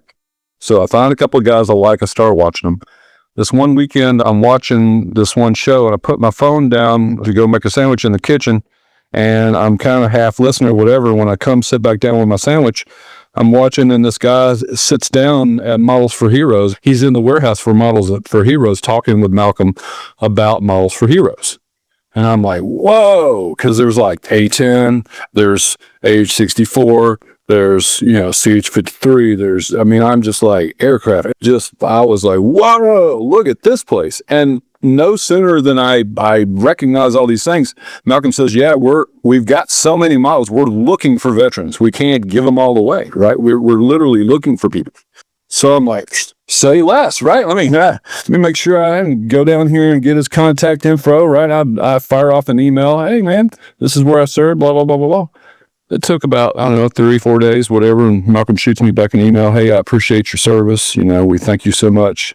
But unfortunately, I don't have the budget to do the entire world. I just do Great Britain, right? I'm sorry. Although we have more than what we need, I don't have enough to do the entire world, so I can't just open it up here or there. I hope you understand. Of course that makes sense. I wasn't thinking when I even emailed you, right? It just kind of a knee-jerk thing. I appreciate it. He's like, hey, no problem. Here's a couple places in the States that do it. Check them out. So I was like, okay, thanks. And, a week went by or whatever. And then I was like, oh yeah, let me check that out. So I went to look up the first place and it had shut down during COVID. So I was like, okay, well, so I check out the second place and it had also shut down during COVID. And then the third place also shut down during COVID. So there wasn't anybody doing it. And so I just, as somebody who's a military vet, especially, I don't know how it is in Great Britain or in Europe at all, but in the States, vets just kind of know, you have benefits, all right? And if you really need them, if you got a leg that's fallen off, if you have cancer, if you have some sort of serious something, you can go to the VA and you can get help, but they're going to make you go through a gauntlet to get it, all right? It's not just here's what you need. No, you're going to have this form and it's going to have it this way. And it's specifically difficult so that unless you really, really need the benefits, you're not going to come get them. That's the attitude of everybody that I know that's a veteran, right? That's their experience and mine, okay? So, with that in mind, when that happened, I was like, yeah, well, not that surprising, really. Kind of the way it goes, whatever. And I let it go, or at least so I thought. Week and a half later, I'm in my class, because like I say, I'm a high school teacher, and I do this thing where I do a gradual release. I teach it, and then we kind of do it, and then you do it yourself, right? So it's I do, we do, you do. And so, I'd already taught it, and we're in the we do portion of it, and I'm kind of going around helping people, kind of explaining the concept we're going over. And I hear one girl say to another as I'm walking by, yeah, you should join the Army because they get the best benefits. And sort of over my shoulder, I said, yeah, if you can get them, right? And I just kind of kept on walking. And as soon as it left my mouth, I was like, wow, I shouldn't have said that, because a lot of the kids that I deal with just don't have the opportunity to do much else, right? I joined the military straight out of high school. I didn't have college money, right? I joined the military because I needed college money, right? So, hey, okay, I stopped to turn and tell this girl to retract my statement, and another kid in my class says, what was that, Mr. B? And I said, nothing, actually. I was actually turning around to say something different because that really isn't very accurate. And he's like, no, what are you talking about? And so I elaborated. I gave him a really short version, and I kind of told him about the whole Malcolm thing too, and just how it just seems like that's the way it goes. And he it's weird. This kid he's a lot like me. He's one of those kids that wouldn't just do work because it was work to be done. He wanted to know why you wanted him to do the work. And he was kind of a smart ass a little bit too, which I also am sometimes some smart ass. So, as I'm telling him what's going on, it was just strange because he sort of leaning into me, he was getting more interested in my story as I went, which just wasn't him typically, not for something like this, because I was complaining, right? So why is this kid so interested? I'm complaining. So when I finished, he's looking right at me, he's leaned into me a little bit, he kind of grabs his chin and goes, huh, that's interesting. So were you just complaining about that, or did you have some sort of strategy to solve your issue? So, unless you've been in my classroom, you really can't know that this is a phrase that I use often, right? Because teenagers have learned, especially these days, teenagers have learned to become so outspoken for themselves that if you're not careful, you don't just show them how to solve problems, you solve them for them. So that doesn't really help them at all, actually. All it does is teach them that somebody else has solved their problem. So I don't allow that. I require that if you want my help, that you put some forethought into your issue previous to coming to see me, right? So I'll help you with anything, but it's your problem, not my problem. So let me help you, not solve it for you. So this kid basically just pulls my own gun on me. That's basically what's just happened, right? So he's used my own phrase. He phrased it slightly different than I did, but he and I both know that he was saying the same thing that I was saying. It was an eye lock, right? So I didn't say anything. I snapped my mouth shut and I turned on my heel and I went back to my desk and I sat down. I was so mad because what could I say, right? Like, he's 100% right. All I'm doing is just jacking my jaw about how I'm not getting what it is that I want and how I deserve this or I deserve that and how somebody else didn't solve my problem for me. Right? And so if there's anything that I teach these kids every day is when you have a problem, you should look for help. You should. But the first place that you look for that help is within yourself. Right? If you have the ability to help yourself, you should do that and take care of your problems and not become a problem for someone else. Right? But if your problem spills outside of your abilities, then yes, you should definitely ask for help.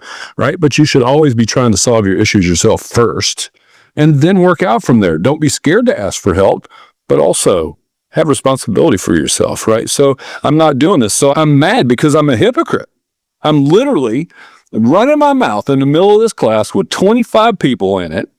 And I'm literally talking about how you should do this and you should do that. And I'm doing the opposite. So I shut my mouth. I walk back to my desk. I sit down and I really, for a little bit, I didn't know what to do. I was just really upset and angry about it because I didn't feel like it was right. Right. Like we should be able to get help. Why can't we? Like, why is it that you can't get help? That's just bull. And then I was like, yeah, but again, what can I do to change that, right? Start with me. What can I do to change that? So I was like, okay, let me see. So I go onto my computer and these kids, they teach me so much, right? Chat GPT, right? You got to be, so they cheat with all sorts of AI. So you got to be smarter than them. You got to use the AI to catch the AI, right? So they don't understand that you can use the AI to catch the AI too. They didn't know that. Anyway, because of them having to use AI, I'm having to use AI. So I start asking questions. Okay, Chat GPT, tell me, let's see, what does it cost to start one? How long, where do you do this? What do you got to do? And so about 45 minutes later, I have block classes. So my class is about an hour and a half long. About 45 minutes later, I just walked back over to the kid with my laptop, turn around, showing Patriot Models, right? Had an entity within the hour. Right? I started Patriot Models over a challenge that a kid gave me, right? Over being being shown as a hypocrite, right? I'm not a hypocrite. If there's anything that I am not a hypocrite. So I had to do something. Right? So who am I going to turn to? I'm going to turn to me first. And yeah, I'm going to ask for help, right? That's part of why I'm here today. I'm going to ask you and all the folks listening. I'm going to ask everybody for help. But I'm also going to pitch in myself and try to solve the problem myself first and then work out from there, right?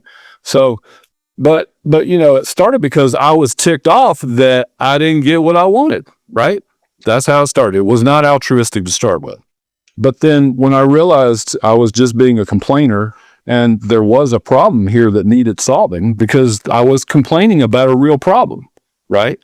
Then when I realized that, I started doing all this digging. I realized, okay, well, in America, in the US, 17 veterans, actually it's like 17.6 veterans die from suicide every day, right? And Malcolm, the guy who I just happened to be watching, did a study that proves that scale modeling, when it's shown to make a contact with the person that is doing it, is extremely effective for mental wellness, for helping you with anxiety, stress, PTSD, many, many different things, right? And as somebody who experiences that relief myself, I knew instantly that this was a true thing and could help a lot of people. So I decided, okay, what I need to do is not just do this, but do this on the level that Malcolm has done it, right? So why shouldn't America do its own study to also prove the effectiveness of this? Because Malcolm did a small scale study. I can do a large scale study, which is more than 100 people to study, right? I can do that here and add to the scientific body of information that we have about it. And then with that information, I can take it to the Veterans Administration here in the States and have them give that to every veteran in America. That's how it kind of got from where it began to what I am now attempting to do. So that's sort of the quick version. If that's how you've got to where you are. That's absolutely fascinating. Yeah, you sort of stepped up and took the bull by the horns and said, right, let's do it. So you've obviously served your country and been recalled for Desert Storm, built a career outside the military, and now you teach forensic science. Looking back on that journey, how did scale modeling become the bridge between your own military experience and helping other veterans today? You know, the helicopter kits that they have out right now, right? This Academy kit that I've got right here that I'm looking at, it just gives me so much nostalgia. Like, I can smell it. When I see some of the detail that I bought the Quintus 3D decals for this thing. I mean, it's stinking amazing, man. Like, I don't know, they just got so good that when I saw these models, it just put me there. It just took me back to 1989, 1990, 1991, 1992. It just, and for anybody that, you know, I'm 56, right? For anybody that's my age, like 88 to 92, good Lord, was there a better 4 or 5 year span in life? I don't think there was, as far as from my personal experience. So, you know, this thing just instantly takes me back there. And I think that's really what locked me in, like really hooked me. After that, you know, it was all about like just seeing needs for things. And, you know, like I just didn't know, you know, my brother committed suicide in 2020, right? So that's before I got into this. Okay. I started Patriot Models in 2025 in April of last year. So, or March of last year, I should say. So March of last year. My brother committed suicide in 2021. My mother died during COVID in 2020. And my brother and my mother were very codependent. So once she died, he just did not know what to do. And he committed suicide. And so, you know, my struggle between part of why I left what I was doing to do teaching was because my brother was no longer here, and he was my younger brother by 10 years. Okay. He was my junior by 10 years, and his life is done, right? It's had a beginning, it's had a middle, and it's had an end. Okay. And I look at my life and I decide I've had 10 years longer than him already. Have I done what I want to do? Have I accomplished anywhere near what it was I set out to do? And do I still want to even accomplish those things? What do I want to do? That's why we pivoted and moved to do something else, right? And so within that journey of deciding where I'm going to make a difference in this world and how I'm going to do it, I have fallen upon this. You know, some people would say that's destiny.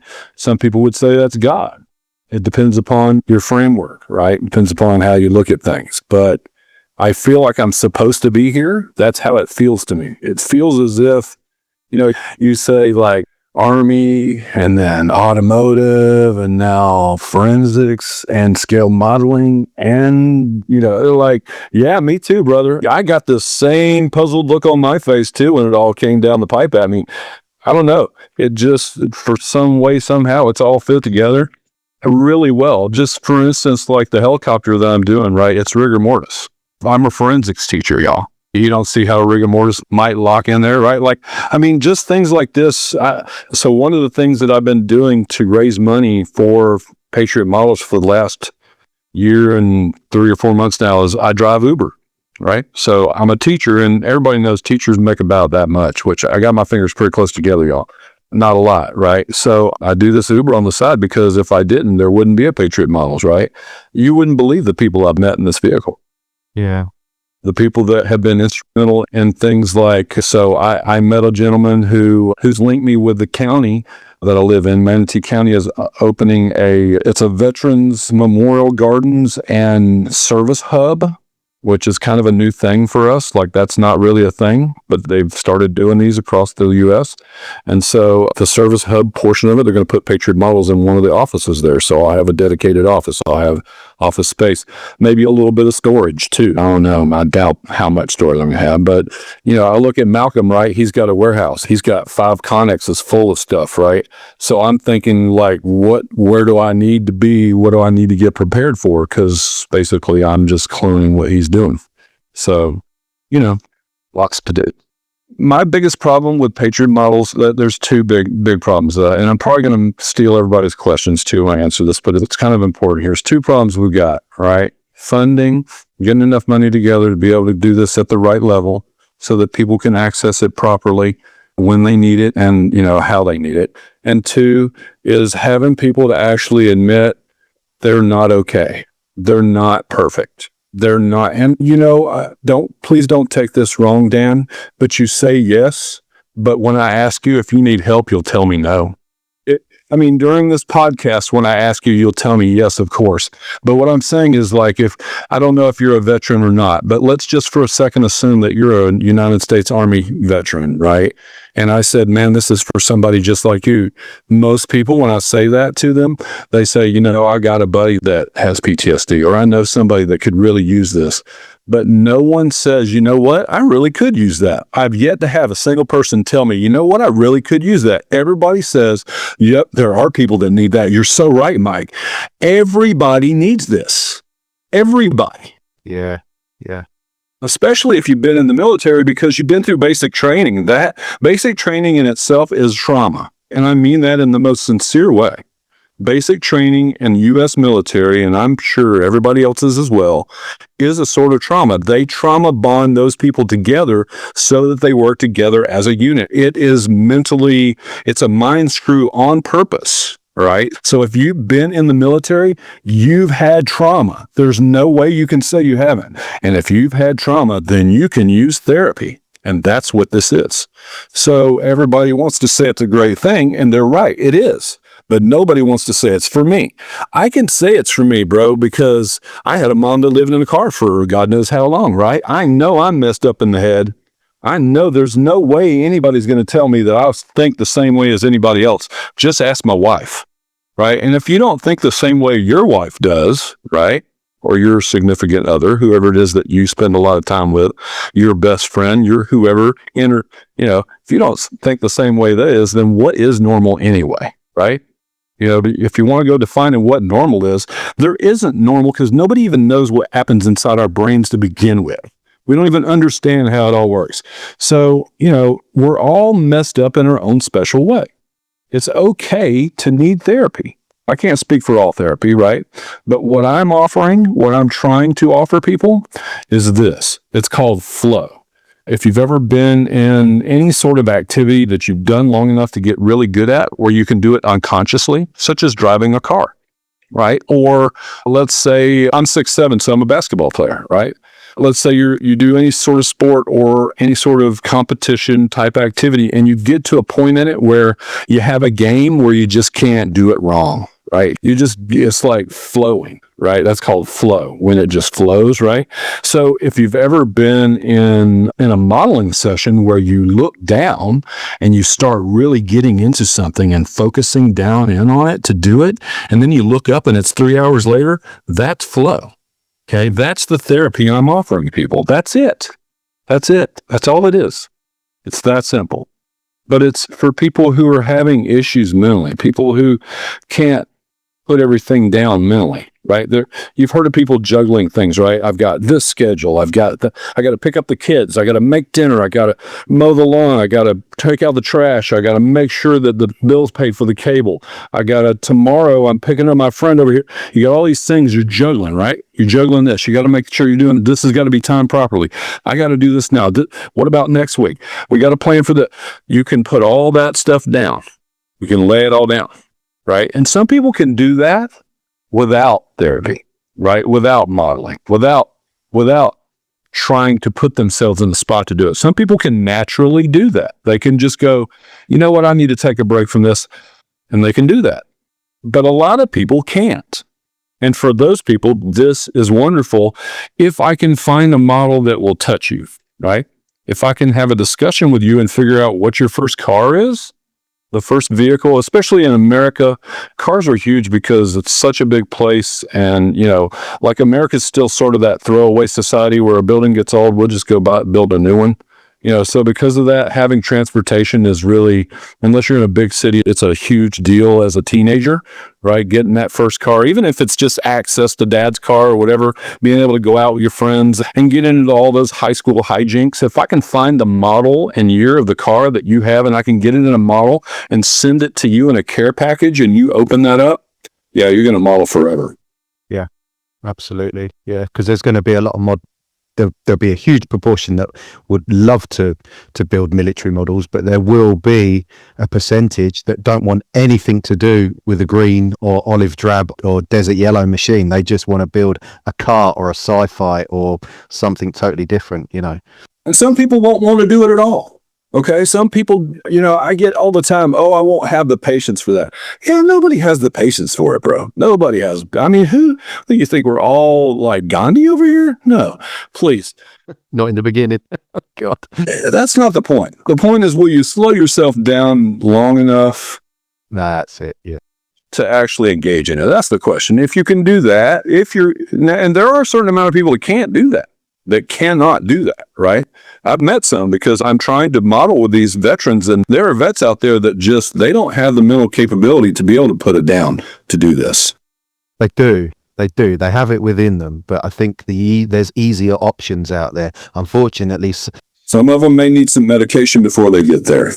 And some of those options, unfortunately, may be opening up a bottle or, taking stuff that's not good for them. So if you can catch them and, like you say, first of all, get them to admit that they do have an issue and find that link. So I suppose your structure in finding out what people like you say, whether it's automotive or something like that, is you've got to think fast, haven't you? And you've got to catch them while they're on the hook and then hopefully get to that step where they can sit down. You mentioned the Vetrans Hub. That is growing here. There's quite a few ex-RAF bases that have been retaken over. I know there's one near us at West Raynham, and they've got a huge Vetrans Hub there now, and the building is very old, but they've bought it, and they're even, as well as doing modelling over there, they're doing gardening, they're getting people doing painting and decorating and renovation.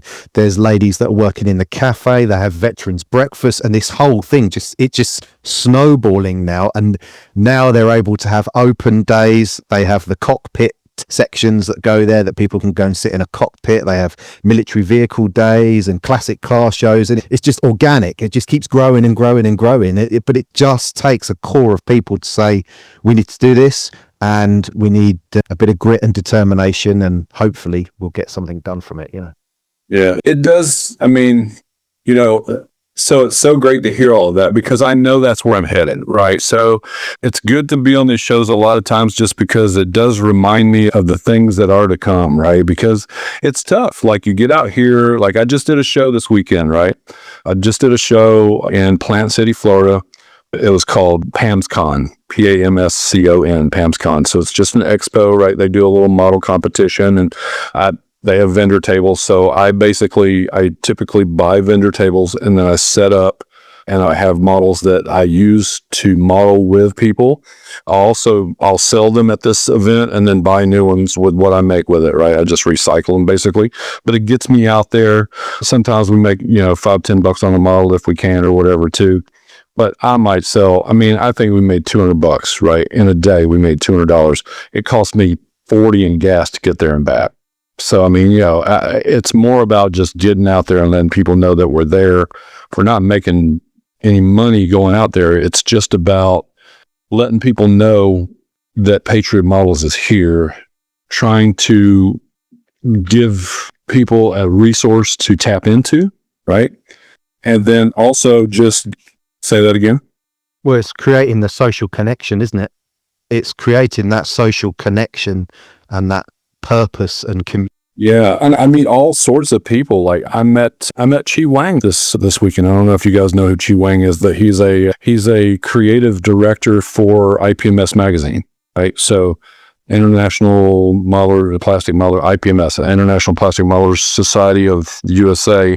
They have a magazine that, comes out monthly if you're a member. So I get it every month. So I was just looking at it. They got this freaking cool tank in it this month that I've been like salivating over. And so the guy that does the art setup for that, the pictures and setup for that, like I met him, right? To me, it's still like, I don't know. It's like going to Hollywood and meeting a whole lot of famous people. Like, it's awesome. This is my third podcast, I guess. Right. I feel like a celebrity. Like, I'm rubbing elbows with all these people. Like, it's a lot to do, but we're just trying to get it out there so people can see. But it is everybody wants to tell you what you ought to do, right? Oh, you should try this, you should try that. And like most of those things I tried already, and the problem is like a lot of those things that I haven't tried already, they might be great things to try. It's just like there's only a few of us, right? So I can't try them all, right? I just don't have the time of the day to do them all. So, raising awareness that we're here so that people can use us, that's number one. Number two is, getting the word out that, hey, mental health is like a sliding scale. Nobody is mentally healthy, okay? Nobody is there. It's not a thing that you have. It's something that you continually maintain, right? It's like being fit, right? You don't go get fit and then you're done, right? One got fit, I'm good now. No, you have to stay fit. Mental health is the same thing. You have to stay mentally fit. You have to keep an eye on your mental health, right?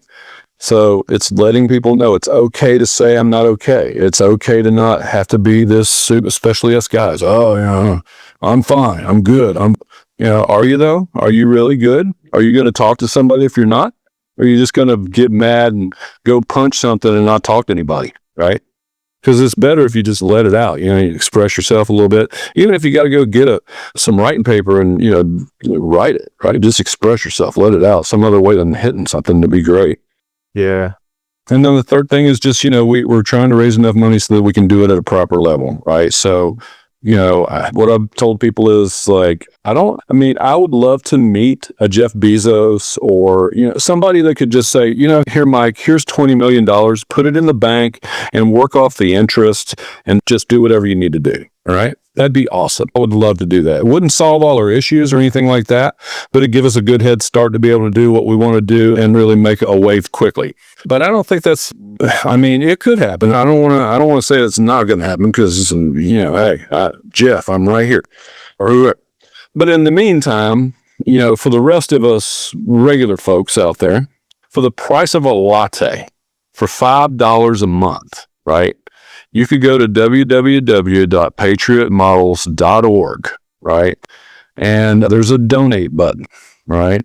There's a donate page too. You go to the donate page and then hit the donate button, or you just scroll the bottom, go straight to the donate button, whatever. Once you hit the donate button, it'll give you some choices on how you want to do that, with which way you want to pay. And you can do it repetitively or a one-time gift, right?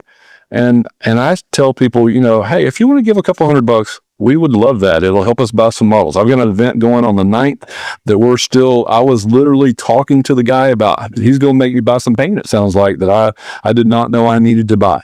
I probably got to buy $200 worth of paint for this February 9th thing, right? So if you want to send a couple $100, yes, that's great. But what we really need is about 5 million people to do $5 a month for life, right? A latte a month. Donate a latte a month for mental health for veterans. That's what I want people to do, right? If I get 1,000 of those, we'll have a pretty decent budget. If I get 5,000 of those, I probably won't be a teacher anymore. I'll be running veterans. I'll be running Patriot Models 100% nonstop all the time. And I've done a lot in a year doing it part-time. So I'm sure if I did it full-time, I could get a lot more done. Not that eventually that may happen. I don't know. Or maybe it won't. I don't know. It doesn't really matter. But I'm definitely set up so that it could scale that way if it needs to. I want every veteran in the world to eventually get this.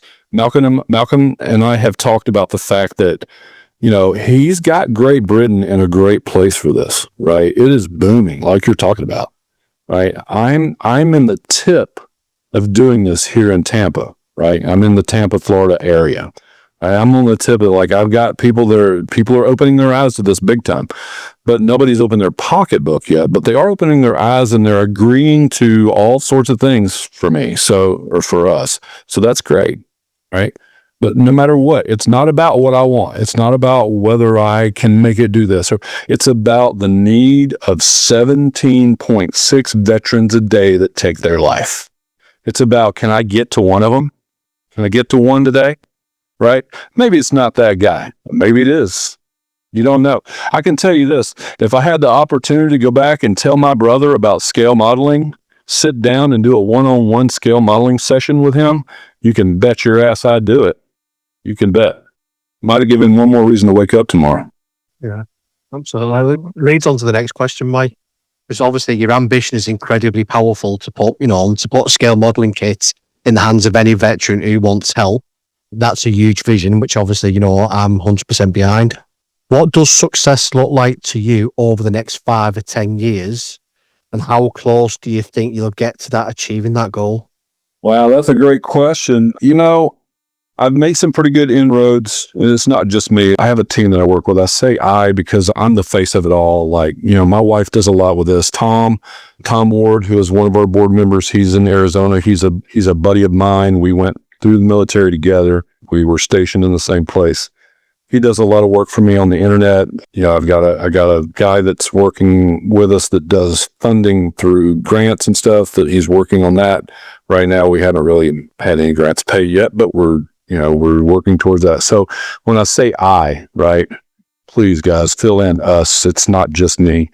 But, 5 years, I hadn't really thought about it exactly where I want to be 5 years. Again, scalability for this is huge, right? So I currently have stock sitting in my house so that I could take care of 20 veterans going through our full process, which would be the process that we use is we introduce you to scale modeling one-on-one. We invite you back for a second scale modeling session.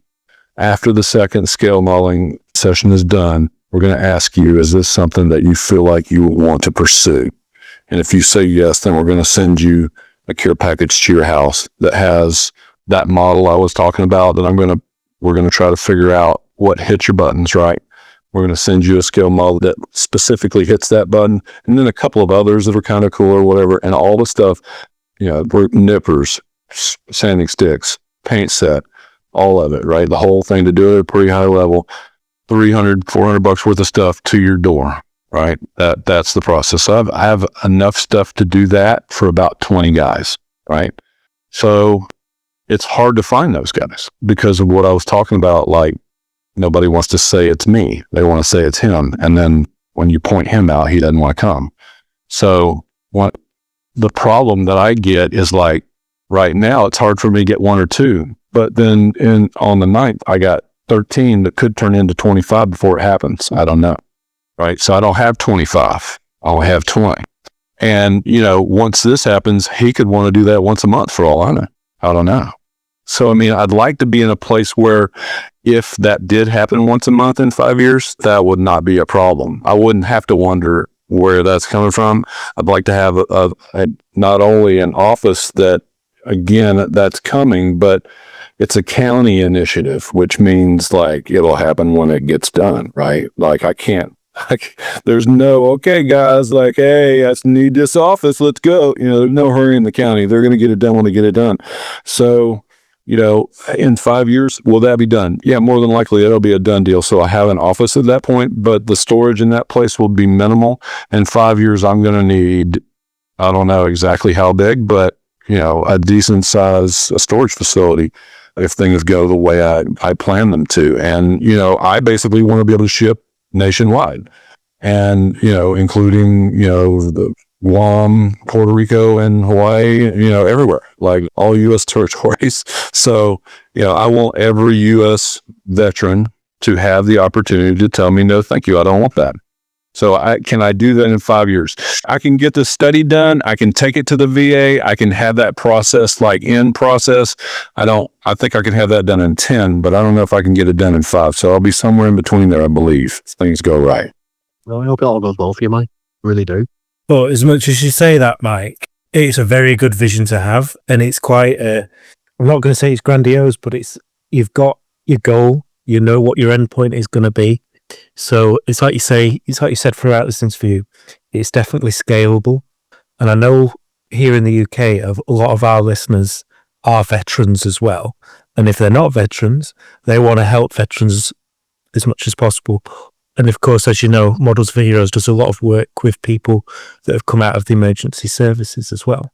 So I just wanted to ask Mike, if someone was listening to our episode today, particularly a lot of our American listeners, obviously I really do want to stress that the best way to support you guys at Patriot Models is to donate on your website. But apart from that, are there other ways that people can donate? Could they give you some kits? Could they offer some voluntary time? Is there any other ways that they can get involved with Patriot Models to help you guys out? Yeah, actually, I'm more than welcome to we'll take donations of any kind, certainly, or well, I say any kind. I just went to a class that was like, watch out what you take, because sometimes this other nonprofit that was in the room, someone gifted them a boat, right? And then it turned out the boat needed like $150,000 worth of work before it will run. So we won't take anything. But when it comes to kits, I'll take partially finished kits. I'll take kits that don't have parts in them. I'll take kits for kit bashing.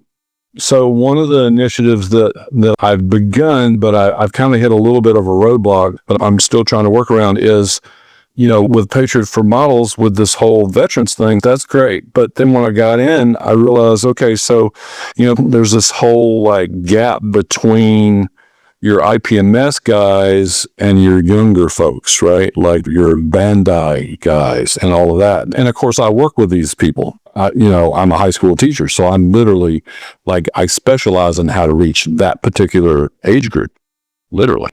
So I'm like, how can we get these people together? So here was my thought. Why couldn't I take JROTC? I don't know if you guys have JROTC there, but it's Junior Reserve Officer Training Corps. So it's an Army-led initiative in high schools that finds kids that thinks maybe they want to go into the military. And then if they do like so many service hours, they basically join at one higher rank than they would if they hadn't, right? So it gives you like a leg up as you go in the military. Yeah. We've got something similar, yeah. So my idea was, let's take these JROTC kids that don't really know much about modeling, and if they do, it's Bandai or it's sci-fi kits or it's Gunpla, something like that. Most of those kids that are into any sort of that kind of thing, they don't know anything about the World War II kits and stuff.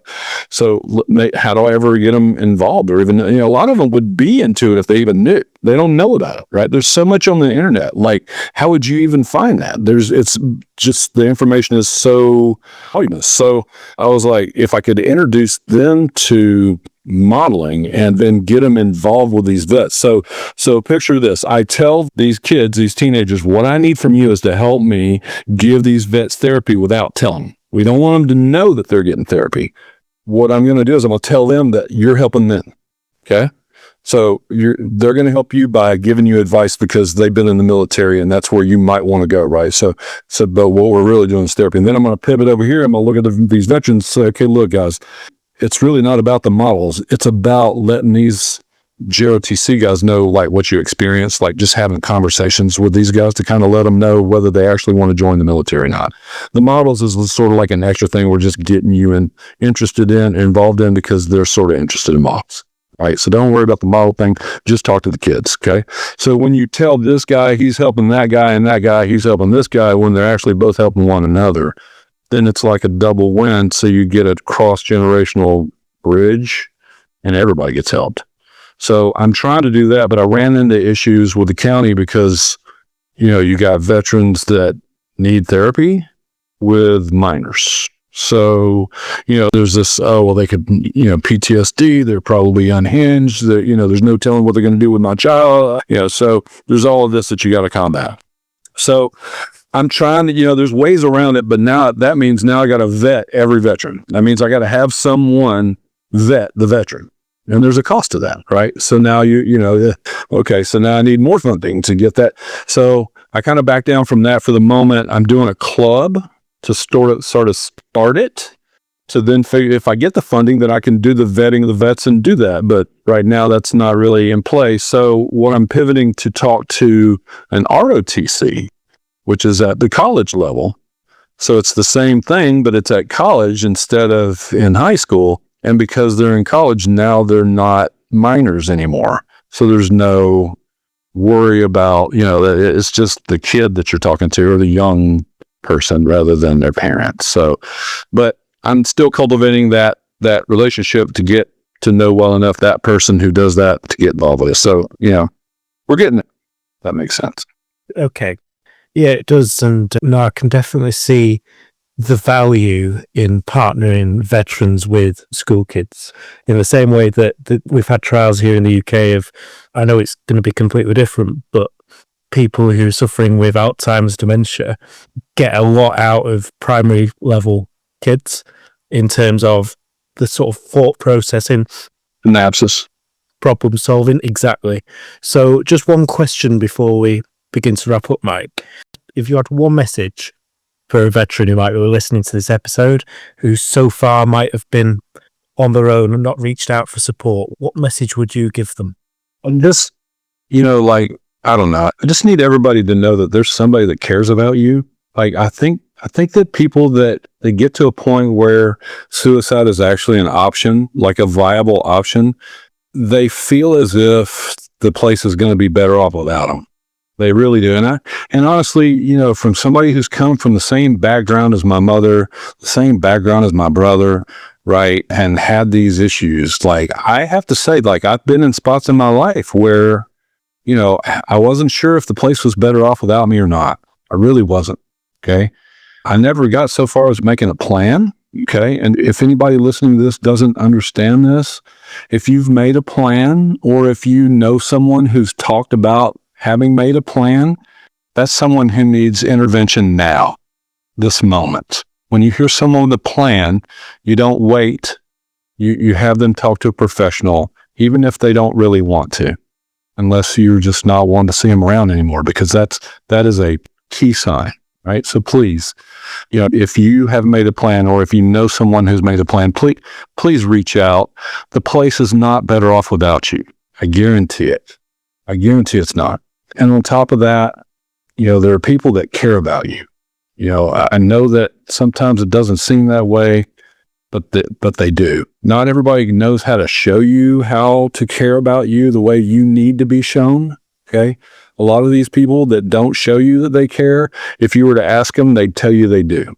They tell you that they do show you that they care, but they just don't know how to do it the way that you receive it properly. So just understand that there's a lot of love out there for you that you just don't even perceive because of the way it's given. It's not that it's not there, it's that you just don't perceive it the way that it's given. So look into that, please, before you make some rash decision and do something that we're all going to regret. Okay? Please, just look at that. Talk to somebody. Listen, if it needs to be somebody that doesn't know who you are, then, get help on a 1-800 line, right? If you want to talk to me, right? Mike, M-I-K-E, Mike, at Patriot Models, Patriot, Pat Riot, Models, MODELS.org, O-R-G. My number is 678-982-8010.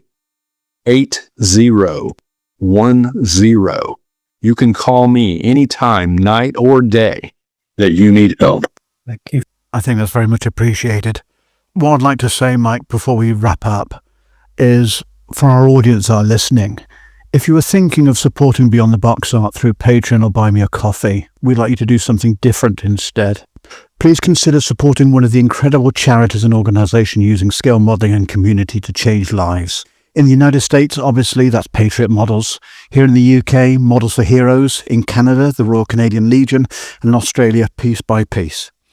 Every donation, no matter how small, helps someone who needs it far more than we do. Nevs. So just wanted to thank you so much for obviously joining us on the pod tonight here in the UK. I'm guessing it's more or less daytime on the East Coast in Florida. So on behalf of all of us, thank you to yourself, but also to Carrie and Tom for everything that you guys are doing over there in Patriot Models. Your mission is a powerful reminder that our hobby is about far more than gluing plastic kits together. It's about purpose, friendship, and community. It's simply about letting someone know they're not alone. Here at Beyond the Box Art, the show tagline is Models, Modelers, Meaning. and your work embodies every single one of those words. We do wish you every success with Patriot Models. And please remember that you will always have friends and supporters on the other side of the pond. Listeners, if you'd like to learn more about Patriot Models, support their mission, or help put a model kit into the hands of a veteran who could benefit from it, please visit patriotmodels.org. Every bit of support helps them continue their incredible work, helping veterans through therapeutic power of scale modelling. Mike, thank you once again for sharing your story with us, and we do look forward to welcoming you back onto the show soon. Thank you. I appreciate it. And I do have to say one last time, Malcolm Childs is the reason that Patriot Models is here. Right? If it weren't for Malcolm Childs and the work that he does with Models for Heroes, this would not be a thing. So not only has Malcolm given me advice and, basically done everything I've asked, he's given me carte blanche to ask him any question and give me any amount of time that I need. And when I asked him if I could clone what he's doing, he said definitely. So, he is so instrumental as well. So just another thank you to him and his organization.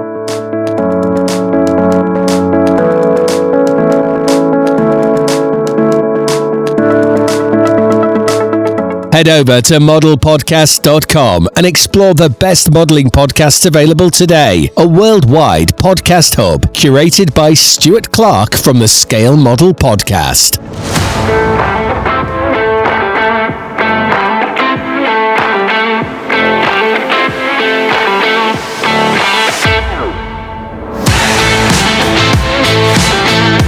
Coming up in episode 34, we join up again with the Scale Model Podcast crew and chat with the presidents of IPMS USA and UK.